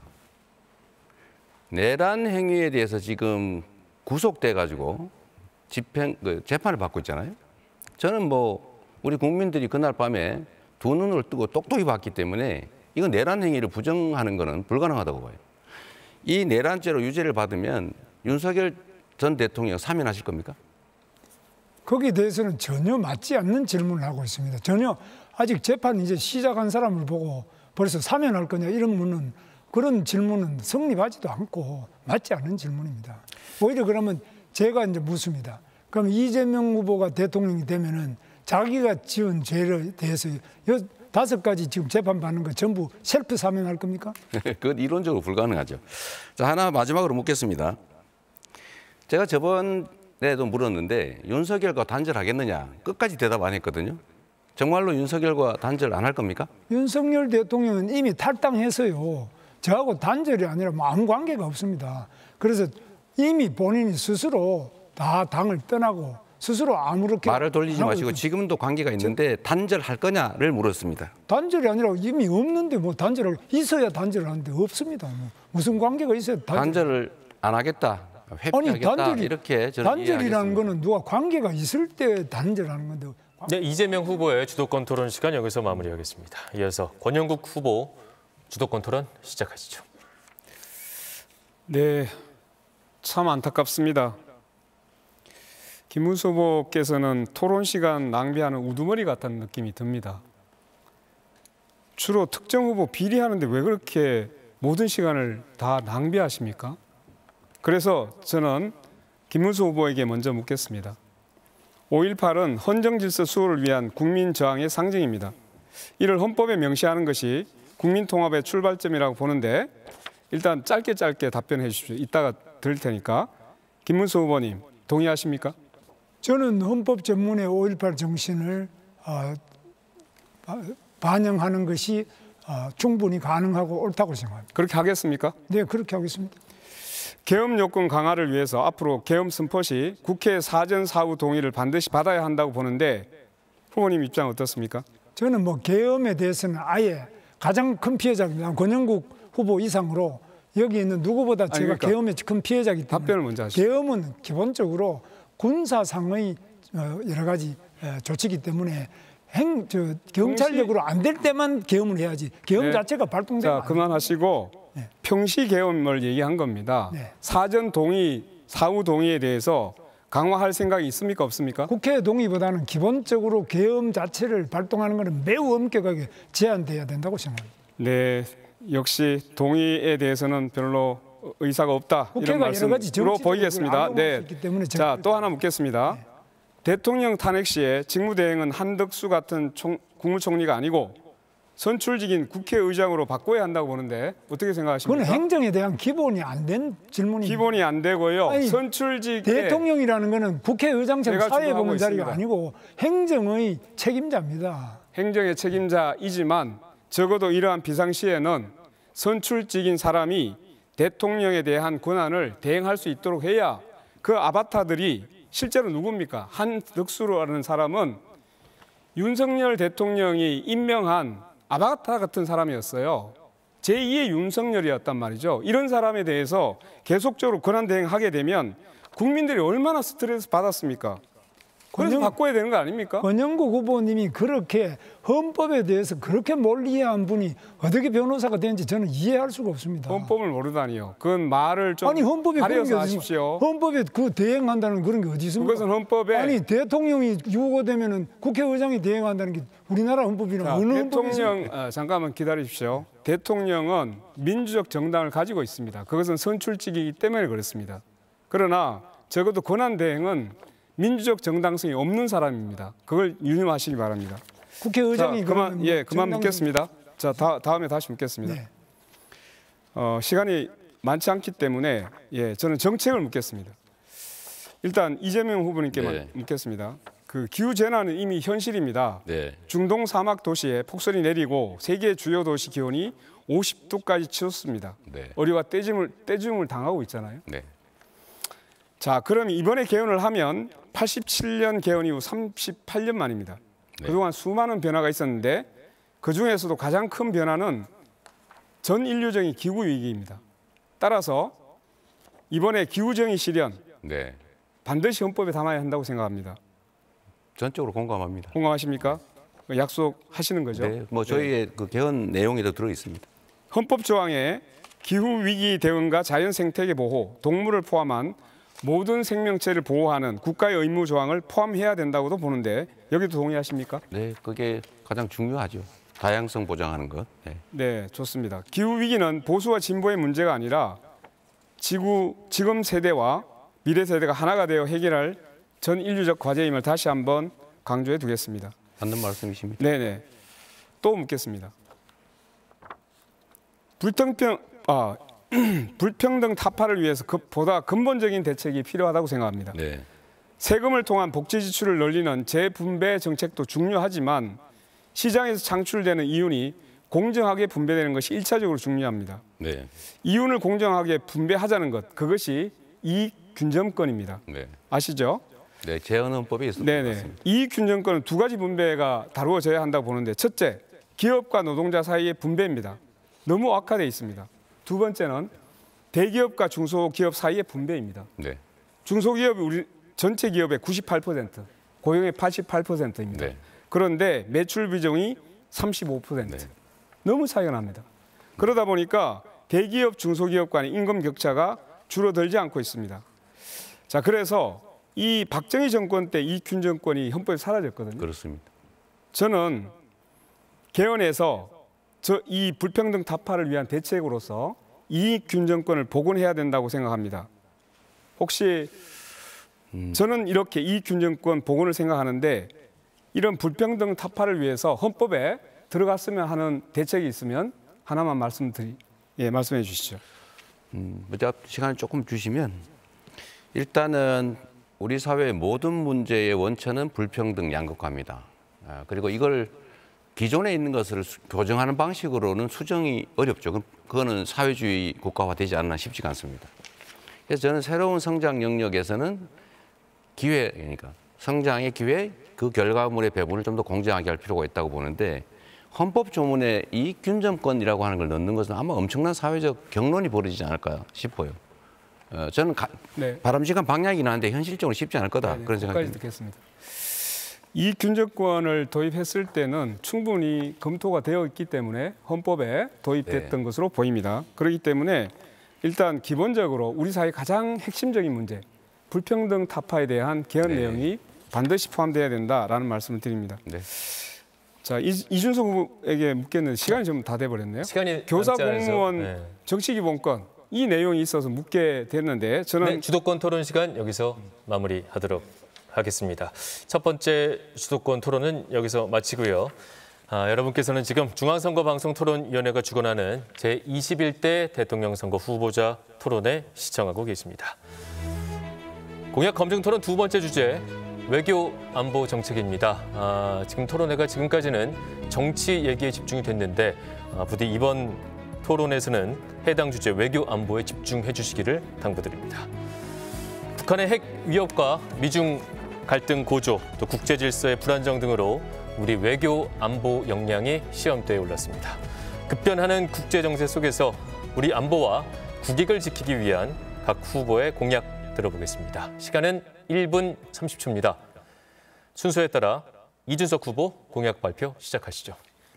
지난 몇 년간 우리 국민은 대통령의 해외 순방 소식만 들어도 불안하고 부끄러운 마음을 감추지 못했습니다. 국제 무대에서 말 한마디 못하고 서 있거나 조는 모습으로 조롱거리가 되기도 했고, 바이든 날리면 같은 실언은 국제적인 수치를 초래했습니다. 한국 대통령이 미국 대통령 앞에서 아메리칸 파이 부른다고 한미동맹이 강해지지 않습니다. 중국과 대만 사이에서 CACA 한다고 해가지고 한중 관계가 회복되지도 않습니다. 대한민국 대통령은 국제적 경험과 실용적 감각을 갖춘 인물이어야 합니다. 저 이준석은 대통령이 되면 통일부와 외교부를 통합하고 외교 통일, 국방 내무를 아우르는 안보부총리를 임명하겠습니다. 대내외 전략의 일관성과 유연함을 동시에 실현하겠습니다. 그리고 대한민국을 자유진영의 병기창으로 만들겠습니다. 한미 합동 군수시설을 구축하고 우리가 가진 강점을 이용해서 포탄을 생산해서 미국의 탄약 공백을 메우겠습니다. 방위비 분담금 인상은 한국산 무기 공급으로 대체하는 방안을 제안하겠습니다. EU와 동남아 방산 시장도 적극 개척하겠습니다. 대한민국을 동맹에 의존하는 나라가 아니라 동맹을 설계하고 이끄는 나라로 도약시키겠습니다. 세계 속에 존중받는 강대국, 품격 있는 대한민국을 만들겠습니다. 저 이준석이 그 길에 앞장서겠습니다. 네, 이어서 이재명 후보 공약 발표하시죠. 네, 국민 여러분, 국가는 국민을 위해서 존재합니다. 외교 역시도 국민들의 더 나은 삶, 국가적 이익을 위해서 존재하는 것입니다. 지금 외교 상황이 매우 안 좋습니다. 특히 작년 12월 3일에 내란 사태 때문에 외교 공백이 발생하고 있습니다. 지금 국제사회의 불안정성이 상당히 높습니다. 우선은 미국의 보호주의, 자국 우선주의, 그리고 러시아의 군사력 강화, 중국의 군사력 강화, 러시아의 북한 접근, 또 일본과의 관계 등등 상당히 매우 복잡합니다. 저는 대한민국 외교의 근간은 한미동맹이라고 생각합니다. 한미동맹을 실질적으로 포괄적으로, 점진적으로, 미래지향적으로 발전시켜야 되는 것은 맞습니다. 그리고 그 기초 위에 한미일 협력도 필요하죠. 한미일 협력의 내용은 당연히 안보, 기술, 문화, 환경 뭐 등 여러 가지 있을 겁니다. 그리고 중국과 러시아의 관계를 도외시하면 안 됩니다. 매우 중요한 한 부분이기 때문에 적정하게 잘 관리할 필요가 있다. 지금처럼 불필요하게 적대화할 필요는 없겠다고 생각을 합니다. 그리고 한반도의 평화와 안정이 매우 중요합니다. 대한민국의 군사력 수준은 세계 5위, 그리고 대한민국의 국방비가 북한의 GDP 2배에 달합니다. 이런 강력한 군사력 위에 대화, 협력, 평화가 꼭 필요합니다. 네, 다음은 권영국 후보입니다. 네, 국민 여러분, 이제 군대는 극우 이념이 아니라 합리성과 헌법 정신으로 통제되어야 합니다. 저는 민간인 국방장관을 임명하고 육군사관학교 중심의 폐쇄적 엘리트 파벌을 과감히 해체하겠습니다. 시민 통제가 구현되는 민주주의 수호군, 인권의 군대를 만들겠습니다. 평시 군사법원은 완전히 해체하여 그 기능을 일반 법원으로 이관하겠습니다. 내란의 주축이었던 국군 방첩사령부를 해체하겠습니다. 권력자가 외부의 위협을 과도하게 부풀리거나 자의적으로 무력을 사용하는 것을 막기 위해 절제된 국방 통제 체계를 확립하겠습니다. 한반도 위기를 조장하는 힘의 과실을 근절하고 북풍의 공포가 두 번 다시 반복되지 않도록 하겠습니다. 저는 한국형 모병제를 5년 안에 정착시키겠습니다. 군의 직업주의를 확대하여 청년에게 시간을 돌려드리겠습니다. 평화가 경제입니다. 평화가 일자리입니다. 기후와 평화를 근간으로 하는 한반도 평화 경제권을 조성하겠습니다. 미국과 북한이 수교를 맺는 장면을 만들어낼 것입니다. 활발한 교류를 기반으로 한반도 평화를 구현해내겠습니다. 그리고 대립이 아닌 이제 서로 대화로 이끌어내도록 하겠습니다. 감사합니다. 네, 마지막으로 김문수 후보 공약 발표하시죠. 북한의 김정은 독재 체제가 핵 무기와 미사일 도발로 우리들의 생명과 재산을 위협하고 있습니다. 주한미군 철수와 한미동맹 해체를 주장하는 세력이 대한민국 안에서 우리나라를 흔들고 있습니다. 북한의 핵 위협을 멈추게 하려고 국제사회까지 나서서 한마음으로 결의했습니다. 유엔 대북 제재가 무색하게도 불법 대북 송금 범죄가 일어났습니다. 이재명 후보가 경기도지사 재임 시 이화영 부지사를 통해서 100억 원의 돈을 불법으로 북한에 준 죄로 징역 7년 8월의 무거운 처벌을 받고 지금 감옥에 있습니다. 여기에 대해서 지난 5월 9일 날 미국 워싱턴 한인 회장 제임스 신 목사가 100억 원의 비밀 대북 송금 혐의에 대해서 이재명 후보를 미국 재무부, 국무부, 유엔 안보리에 공식 고발했습니다. 앞으로 조사가 될 것으로 보고 있습니다. 그 많은 돈을 북한 김정은과 일가의 배를 불리고 우리를 위협하는 핵과 미사일로 돌아오게 하고 있습니다. 저 김문수는 그들과 다른 투명하고 당당한 남북관계를 만들겠습니다. 한미동맹을 축으로 핵 억제력을 강화해서 우리 방어력을 키우겠습니다. 힘의 균형으로 어떤 위협에도 흔들리지 않는 대한민국을 만들겠습니다. 네, 후보들의 공약 잘 들었습니다. 이제 주도권 토론 시간으로 들어가 보겠습니다. 마찬가지로 시간은 6분 30초입니다. 명심할 부분은 2명 이상과 반드시 토론을 해야 되고 답변 시간 30초를 보장해야 됩니다. 다시 말씀드리자면 내 남은 시간이 28초라면 원칙적으로 질문을 할 수 없다는 점 말씀드립니다. 자, 그럼 이준석 후보부터 주도권 토론 시작해 봅니다. 예, 이재명 후보는 요즘 그 부산의 HMM 이전 관련해서 얘기 많이 하고 계신데요. 그 HMM의 전신이 어떤 회사죠? 부산에 HMM을 우리가 유치하겠다고 하는 것은 부산이 북극 항로가 개발될 경우에 해운 항만의 중심 도시가 되기 때문입니다. 그래서 우리는 해수부를 부산으로 옮기고. 아니, HMM의 전신을 물었는데 왜 답변 안 하십니까? 그 규칙을 좀 지켜가시면 안 될까요? 제가 답변할 시간을 할애됐으면 제 답변할 때는 가만히 좀 계시면 안 되겠습니까? 질문에 답을 안 하고 엉뚱한 걸 하고 답을 하는 중이잖아요. 자꾸 이런 식으로 다른 사람 발언에 끼어들거나 규칙을 어기는 거는 좀 사회자께서 제지해 주시면 좋겠어요. 네, 정해진 답변을 원칙적으로 하지 않는 답변 것도 시간 제지해 줘야 30초가 보장된다는 점은 아까 말씀드립니다. 15초 남았으니까 마저 할게요. 네. 어쨌든 부산을 해운 항만의 중심 도시로 만들어야 됩니다. 그리고 그 중에 해운 물류회사를 부산으로 집중시키는 게 매우 도움이 된다. 그래서 HMM을 부산으로 보내겠다. 그리고 HMM은 현대상선이죠, 아마도. 현대상선일 텐데 현대상선의 시간 지났습니다. 이제 HMM이 현대상선이 전신인데요. 과거에 2000년대 초에 대북 사업하다가 2억 달러 정도 이렇게 자금이 사용돼가지고 기업이 휘청거린 적이 있습니다. 이게 요즘 같으면 대북 송금으로 크게 문제되는 일입니다. 그렇기 때문에 이런 것들을 중요하게 다뤄야 되는데요. 방금 전에 김문수 의원님 말씀한 것처럼 쌍방울의 대북 송금 때문에 지금 이재명 후보 굉장히 곤란을 겪고 있는데요. 쌍방울 대북 송금은 법적 판단과 무관하게 미국의 제재 대상이 될 수 있는 문제라는 걸 알고 계실 거라 생각합니다. 대통령이 되신다 하더라도 미국 입국이 제한될 수 있는 문제입니다. 이민법 212조에 따라 가지고 제한될 수 있는데 사실 뭐 이런 문제가 있기 때문에라도 외교에서 이재명 후보가 굉장히 불리한 상황에 놓이게 될 것이다라는 건 자명하고요.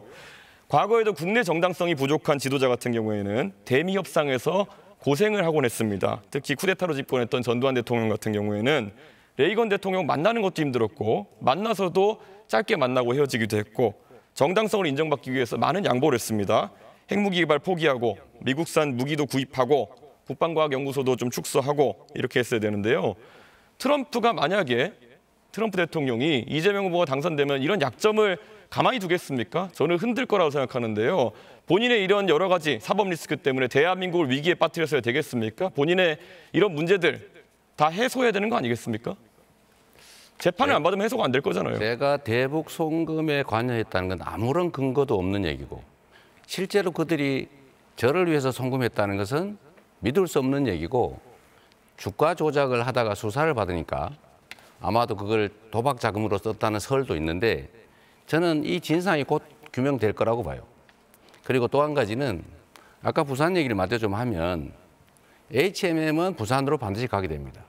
정부가 지분을 가지고 있기 때문에 얼마든지 가능하다, 의지에 따라서 이 말씀드립니다. 지금 그럼 쌍방울이라는 기업이 결국엔 과거에는 속옷 만들었었고 이번에 대북 사업을 하기 위해서 결국에는 뭐 스마트팜이나 이런 것들을 언급하는 그런 상황인데 그게 그러면 얼마나 진실된 이야기라고 사람들이 생각하겠습니까? 쌍방울이 속옷 만들던 회사가 스마트팜을 하기 위해 가지고 북한에 송금을 하다 걸려서 도박 자금을 날려가지고 이재명으로 물고 늘어졌다. 이 해명을 트럼프가 받아들이겠습니까? 저는 그렇게 자꾸 하늘을 가리려고 하는 행동을 하지 않으셨으면 좋겠다. 그런 생각을 하고 있습니다.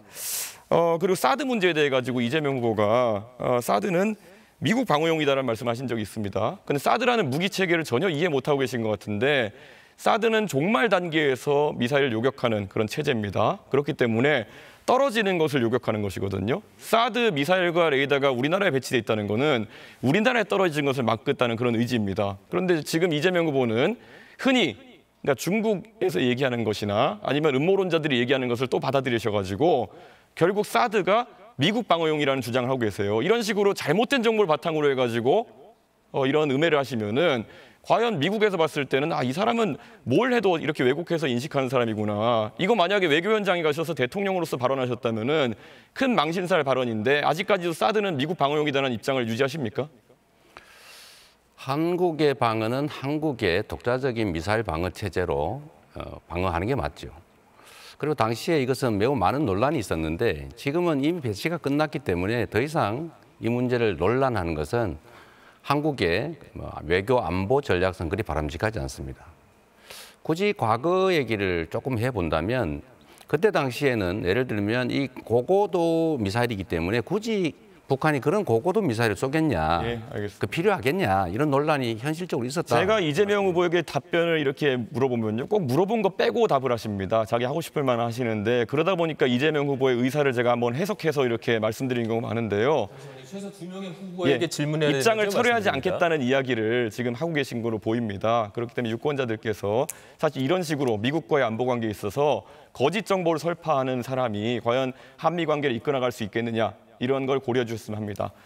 김문수 후보님. 네. 예, 이 대북 문제에 관해 가지고 굉장히 뭐 자유를 옹호하고 무엇보다도 굳건한 안보 태세를 주장하실 걸로 생각되는데 한편으로는 약간 좀 뜬금없는 말씀을 하신 게 있어가지고 한번 진위가 뭔지 파악해 보려고 합니다. 예전에 이제 연평도나 이제 서해 도서에 대해 가지고 이런 도발들이 있다 보니까 김문수 후보님께서 이런 서해 도서에 우리가 중국인을 위한 카지노 같은 것을 개설하면은 이 중국인들이 많이 와가지고 좀 북한이 공격하기 어렵지 않겠느냐 이런 말씀하신 적이 있는데요.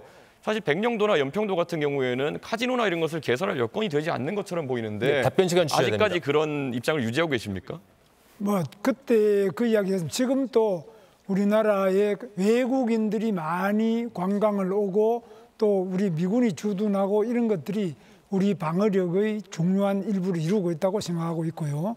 특히 중국인들도 이 서해와 가깝기 때문에 와서 그 카지노 같은 경우에 수도권 토론 여기서 마무리됐습니다. 2명 이상에게 질문을 해야 되고 답변 시간은 30초를 반드시 보장해야 된다는 점 다시 한번 말씀드립니다. 이재명 후보, 이제 주도권 토론 시작하시죠. 네. 국민 여러분, 외교와 안보는 국가의 존립, 그다음에 국가의 더 나은 미래를 위해서 반드시 정말 존중해야 되는 또 섬세하게 대처해야 되는 중요한 부분입니다. 즉흥적으로 기분에 따라서 진영의 편을 들어서 우왕좌왕한다든지 감정적인 표현을 한다든지 이러면 매우 위험해진다라는 말씀을 먼저 드립니다.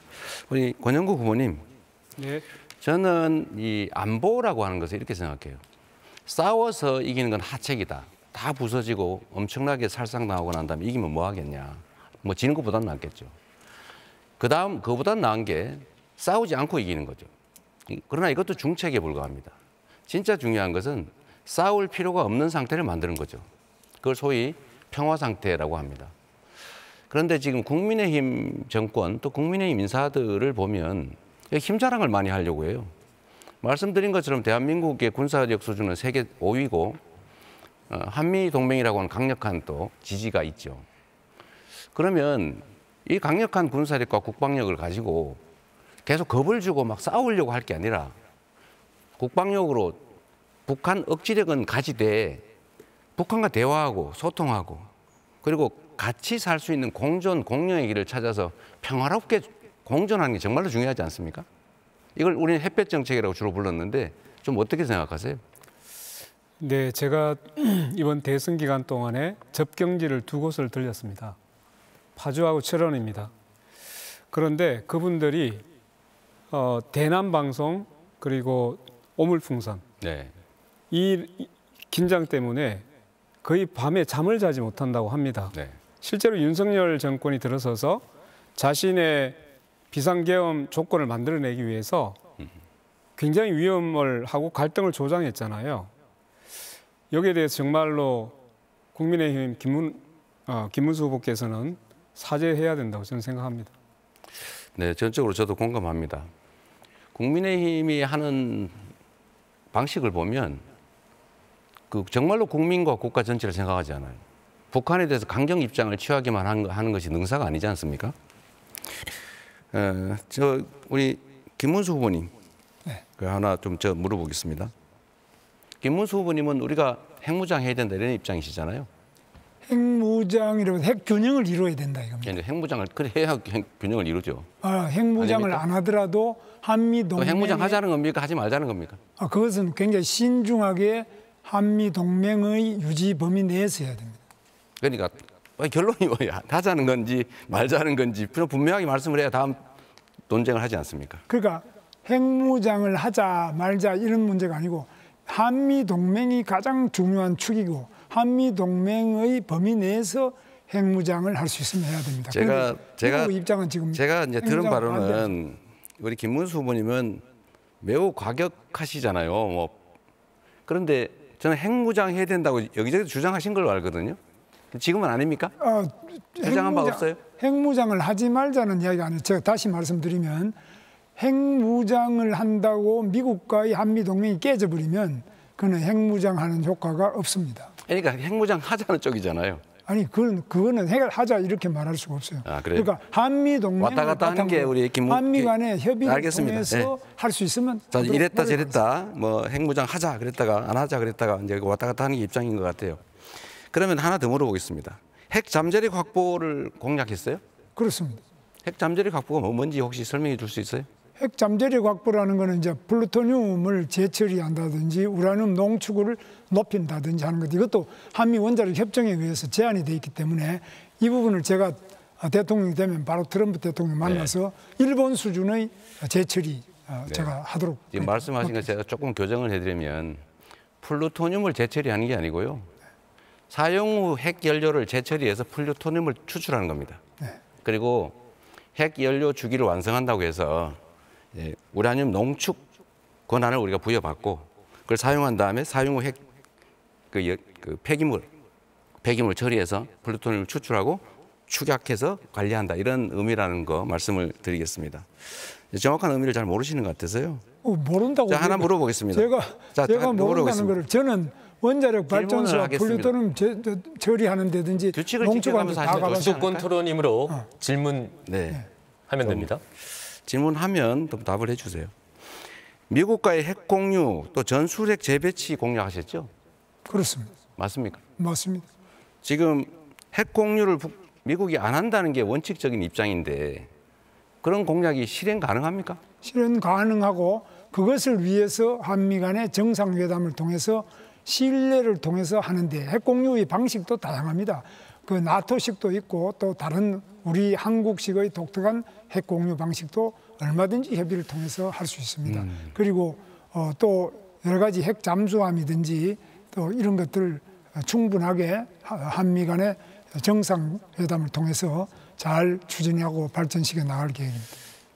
이 전술핵을 한반도에 재배치하면요, 북한에게 비핵화를 요구할 수가 없어요. 한반도 비핵화가 대한민국의 합의된 정책 아닙니까?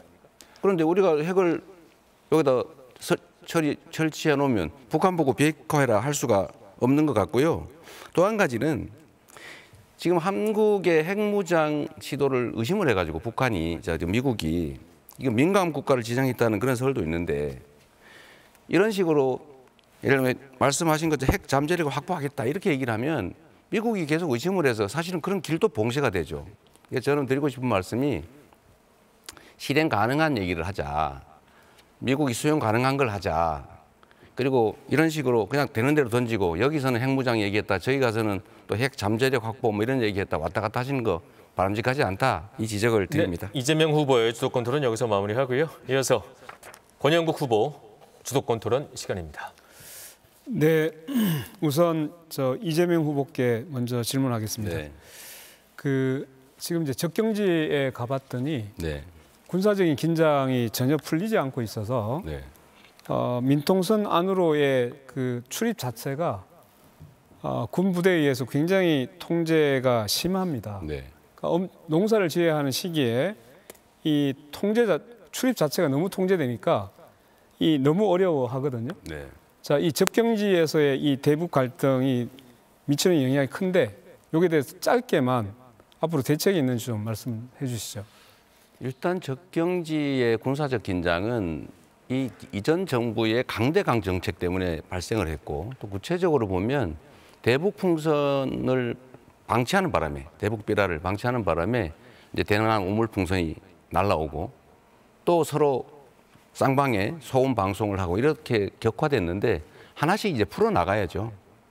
대화하고 소통하고 서로에게 해악되는 일 말고 서로에게 득되는 길로 가자. 그렇게 해야 되지 않겠습니까? 거기까지 하겠습니다. 조금 유감인 것은 그 대북 전단이라든가 이런 이제 긴장 관계를 좀 더 적극적으로 국회에서 다수당으로서 완화시키기 위한 노력을 과연 했는가에 대해서 저는 좀 유감을 먼저 표명하겠습니다. 자, 김문수 후보에게 묻겠습니다. 그 반란을 예방하라고 만든 군 방첩사령부가 이번에 반란을 일으켰어요. 벌써 몇 번째입니까? 이게 박정희 전두환 때 보안사이고 이게 기무사로 바뀌었잖아요. 그러다가 방첩사로 다시 바뀌었는데 이 보안사가 군사 쿠데타의 지원지였습니다. 자, 방첩사에 대해서 폐지해야 된다고 보는데 동의하십니까? 방첩사를 폐지하면 그러면 간첩은 누가 잡습니까? 동의 안 하십니까? 저는 방첩사 폐지는 잘못됐다고 보고 네. 방첩사가 잘못한 것은 그 처벌을 하고 알겠습니다. 또 고칠 건 고쳐야지. 예. 폐지하면 더 그럼 좋아하는 건 묻겠습니다. 간첩만 네, 좋아하죠. 네. 군사정보 수집은 국방정보본부에서 하면 되고 방첩 기능은 군 수사기관이 하면 됩니다. 굳이 여기 없어도 됩니다. 쿠데타의 진원지 저는 반드시 폐지하겠습니다. 자, 두 번째입니다. 후보님은 언제나 한미 동맹 강화를 외치고 있습니다. 맞죠? 그렇습니다. 네. 그리고 관세와 방위비 분담금을 연계하여 미국과 일괄 타결을 주장한 바가 있습니다. 관세하고 방위비는 전혀 다른 문제입니다. 다른 나라들은 다 분리시켜서 하려고 하는데 왜 이걸 결부시키려고 합니까?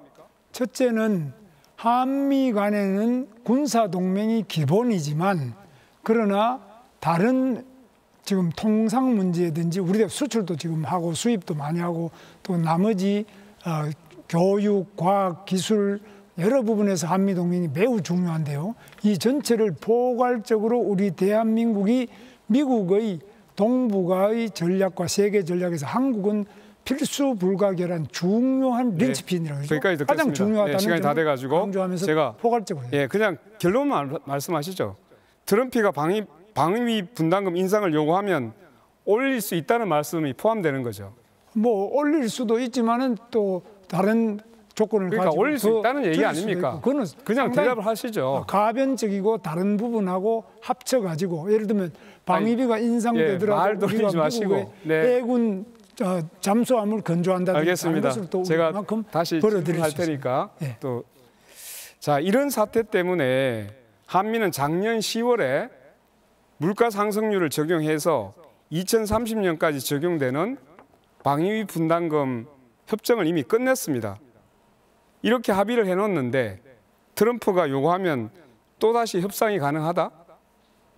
이거 그러면 해달라는 대로 다 해주겠다는 겁니까? 해달라는 대로 다 해주는 게 아니라 도대체 미국과, 뭔 생각인지 잘 모르겠습니다. 단호하게 해야죠. 제가 답변 드릴게요. 미국과 제가 한국의 질문한 게 아닙니다. 답변 지금. 시간 30초 보장하는 게 맞습니다. 네. 네. 그럼 답변하세요. 네. 미국과 한국의 근본 이익이 일치한다는 것을 트럼프 대통령한테 확실하게 납득을 시켜서 방위비를 몇 푼 더 받는 이상으로 미국과 한국이 서로 주고받을 기여할 수 있는 많은 부분에 대해서 확실하게 확신을 심어 드릴 계획입니다. 저는 그것이 대표적으로 주한 미군이고 네. 또 주한 상공회의소 남았습니다. 이런 게 있습니다. 네. 참 유감입니다. 이미 작년 10월에 협정을 끝내놨는 2030년까지 적용하자고 해놓고 또 미국에 사자고 하니까 거기 끌려다닙니까? 이걸 무슨 자주 외교도 아니고 굴종 외교만 하겠다는 뜻으로 들려서 대단히 유감입니다. 자, 마지막으로 이준석 후보에게 묻겠습니다. 네. 이건 인권 외교하고 관련이 있기 때문에 물어보는 겁니다. 지난 2차 토론회 때 제가 이준석 후보의 이주노동자에 대한 최저임금 차등 공약은 아이로 협약 위반이라고 비판을 했습니다. 예. 그러자 이준석 후보가 캐나다의 TFWP 사례 그리고 국내 산업 연수행 제도를 들어서 가능하다고 반박했습니다. 이거 언론에 팩트 체크가 됐던데요. 캐나다의 경우 제도를 도입했으나 내국인 일자리가 줄어들어서 2013년에 제도를 폐지했습니다. 맞죠? 맞죠? 답변을 원하시는 겁니까? 그러니까 답변을 그러니까 합니까? 제가 드릴게요. 그러니까 폐지된 거 맞죠? 답변 시간을 주시면 하겠습니다. 자, 10초 내로 질문해야 또 됩니다. 최저임금 적용을 받지 않은 산업 연수행 제도의 경우 한국과 일본에 실시했는데요. 이게 외국인 노동자 인권 침해라고 해서 국제사회의 비난을 엄청 받았어요. 그래서 제가 다 말씀드리는 폐지했습니다. 것은 TFWP 제도 이제 답변해 자, 주시죠. 잠깐만. 답변을 드려야 됩니다. 질문을 30 하고 보장해 주셔야 하겠습니다. 됩니다. 답변을 드려야 됩니다. 예. TFWP 제도 같은 경우에도 그러니까 질문을 결국에는 이렇게 드리겠습니다. 아니, 외국인 시간이 없습니다. 차별임금제가- 답변을 드려야 아니 됩니다. 답변 시간을 보장해 주셔야 되는데 네. 왜 자꾸 시간이 없습니다. 차별임금제가 아니 여전히 답변 지속하시겠습니까? 시간을 주셔야 된다니까요. 지금 왜 자꾸 그렇게 하십니까? 하세요. 아니 8초 남겨놓고 무슨 답변을 하라는 겁니까? 다 지금 30초 소진하신 다음에 하시라니까요.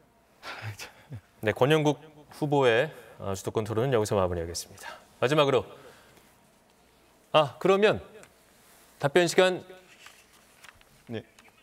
네, 알겠습니다. 이어서 김문수 후보 아니 이건 수도권 매너가 너무 토론 없는 거 아닙니까? 답변 시간을 시작하겠습니다. 보장해 매너가 주시고. 아니라 이 얘기는 팩트 체크를 하기 위해서 했던 얘기입니다. 네, 제가 앞으로 조금 더 정확하게 안 지키시지 않으셨습니까? 공지를 해드리겠습니다. 네, 김문수 후보 주도권 토론 시작하시죠. 예, 이재명 후보에게 묻겠습니다. 아까 지금 쌍방울 대북 송금이 본인은 뭐 상관없다 이러는데 네. 지금 본인이 지금 재판받고 있잖아요. 그렇지 부당한 않습니까? 기소였다 이 말입니다. 부당한 아무런 기소든 증거도 봐도 없이 재판받고 있는 건 사실 아닙니까? 그러면 아무런 구체적 증거는 물론이고 본인은- 형식적 증거도 없이 가만있어 기소했어요. 제가 이야기하고 그다음에 물었지 않습니까? 질문할 테니까요. 그런데 지금 이 쌍방울 대북 송금 때문에 수원지방법원에서 지금 1심 재판 중입니다. 그리고 오늘 바로 재판 준비기일이 있었고요. 특별경제가중처벌법상의 제3자 뇌물 왜곡한 거래법 위반, 남북교류협력법 위반입니다. 그런데 본인이 재판받는 거는 전부 그는 억울하다, 잘못됐다, 이건 재판 중지시켜야 된다, 이 재판 유죄 판결하면 판사를 탄핵한다, 특검한다, 이런 식으로 하는 것이 이게 어느 세상에 독재자가 이런 독재자가 있습니까? 이게 적반하장 아닙니까? 그래서 국민들이 걱정하는 겁니다. 저런 사람이 국회의원만 돼도 저 정도인데 대통령 되면 이 나라를 어떻게 하겠느냐?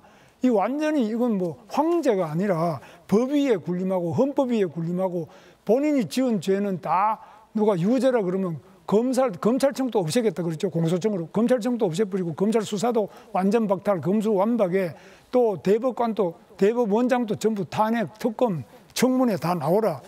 이런 무법천지에 국회가 어디 있고 이런 무법천지에 민주당이 민주당입니까? 독재당입니까? 저는 도저히 알 수가 없습니다. 그런데 그럼 본인이 전부 억울하고 괜찮다 그러면 재판을 왜 받습니까? 그럼 본인은 대한민국에 안 살고 어디 뭐 하늘을 위해 삽니까? 그래서 저는 이런 부분에 대해서는 정말로 우리 이재명 후보께서 정말 크게 본인이 여기서 사과도 하고 이거 고치지 않으면 대통령에 대해서는 저는 절대 안 된다고 생각합니다. 답을 드릴까요? 예, 해보시오.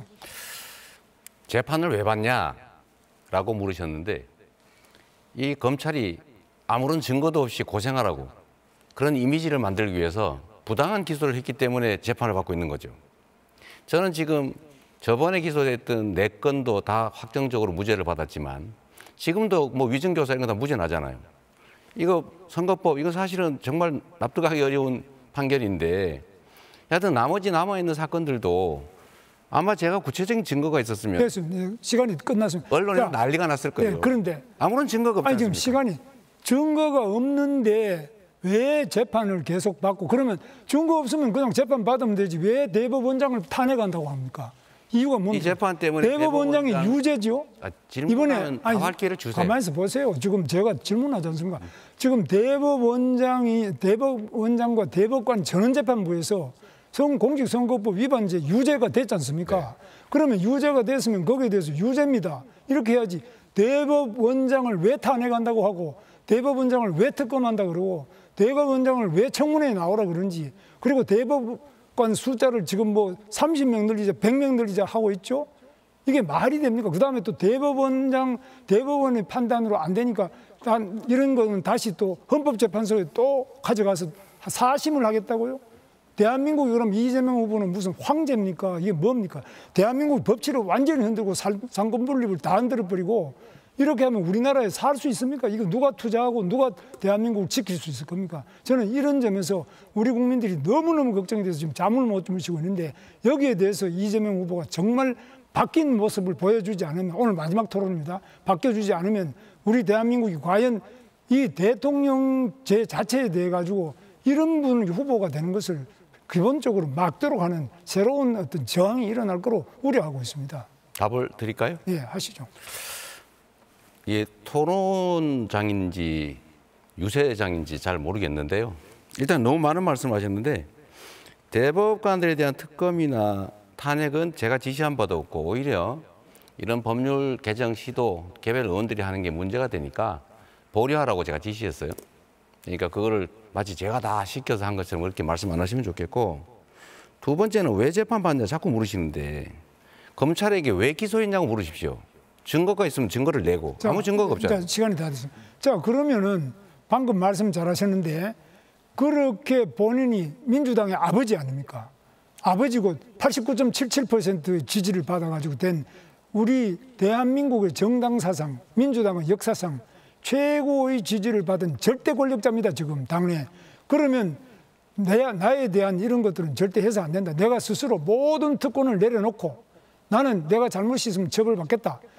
정상적으로 재판을 받고 정상적인 법에 따라 가지고 잘 수능을 해나가야지. 그래야 법치주의가 한 분에게 더 질문을 해야 됩니다. 시간이 얼마 남지 않았습니다. 이런 부분에 대해서 정말 우려하는 바가 많고 이준석 후보께 묻습니다. 지금 세계 역사상 이런 무지막지한 자기 방어를 위한 방탄 독재를 이 3권에 다 합쳐가지고 이렇게 하는 사례가 있었습니까? 사실 저는 뭐 기소도 안 돼보고 재판도 안 받아보고 감옥은 더더욱 안 가봤기 때문에 제가 잘 모르긴 합니다만 변호사를 하시는 제 지인들한테 들어보니까 이 감옥에 가보면은 자기 죄 있어서 왔다고 하는 사람 하나도 없다고 합니다. 일관되게 하는 얘기가 경찰을 잘못 만나서 검사를 잘못 만나서 증거 하나도 없는데 나를 잡아넣었다. 이런 얘기하는 분들의 상투적인 변명이라고 하니까요. 아마 김문수 본인이 궁금해하시는 것도 그런 부분이 아닐까. 보통 일반적으로 범죄자가 자기 죄를 시인하고 이런 경우 거의 없습니다. 예. 아까 말했던 것처럼 수사기관을 욕하고 검사 때문이다. 이렇게 얘기하는 게 상투적인 수법이라는 걸 국민들께서 알아주셔야 됩니다. 이제 질문은 어렵고 발언할 수 있습니다. 질문은 어렵습니다. 예, 제가 이제 24초 남았는데 그래서 제가 이제 다시 말씀드린 거는 이재명 후보가 적어도 지금 민주당 내에서 완전히 아버지, 완전 89.77%의 이런 독재적인 위치에 있는데 이런 분이 지금 대통령 탄핵하고 총리 탄핵했으면 됐지 대법원관부터 시작해서 법관, 검사 다 탄핵하면 이 나라가 무법천지가 되는데 이 어떻게? 네, 김문수 후보의 주도권 토론 여기서 마무리하겠습니다. 공약 검증까지 치열한 토론은 이제 마무리가 됐습니다. 오늘이 마지막 토론회기도 하고 아마 후보님별로 국민 여러분께 꼭 드리고 싶은 말씀이 있을 것 같습니다. 마무리 발언 활용하면 되겠습니다. 발언 시간은 1분씩이고요. 기호 1번 더불어민주당 이재명 후보부터 말씀하시죠. 네, 국민 여러분 참 아쉽습니다. 정책 토론으로 우리 국민들께 희망을 드려야 되는데 마치 뒷담화하는 자리 같이 되어버렸습니다. 죄송합니다. 우리 국민들께서는 기득권자들이 만든 위기를 언제나 국민들의 힘으로 이겨내왔습니다.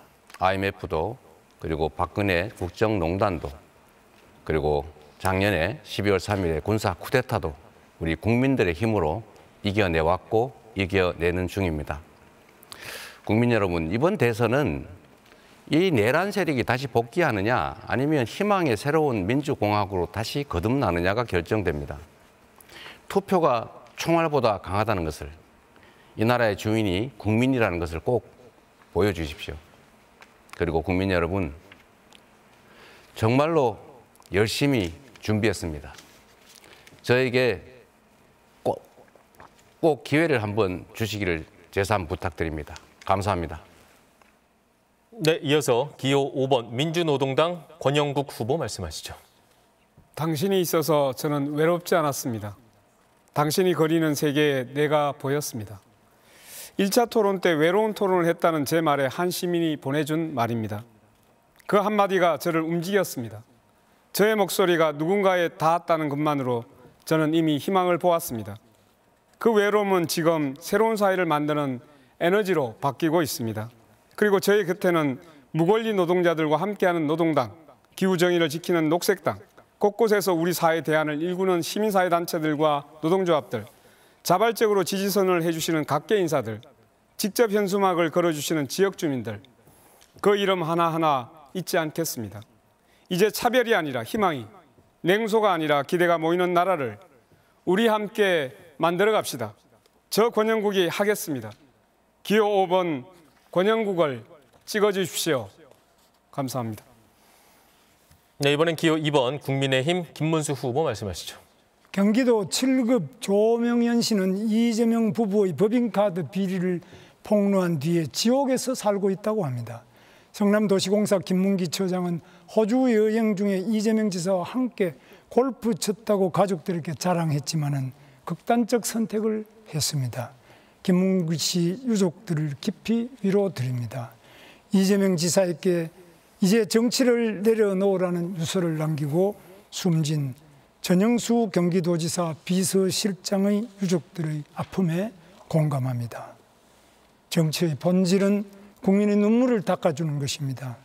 공감하고 위로하는 것입니다. 이번 대선 더 많은 희생을 막기 위해서 우리는 힘을 합해야 합니다.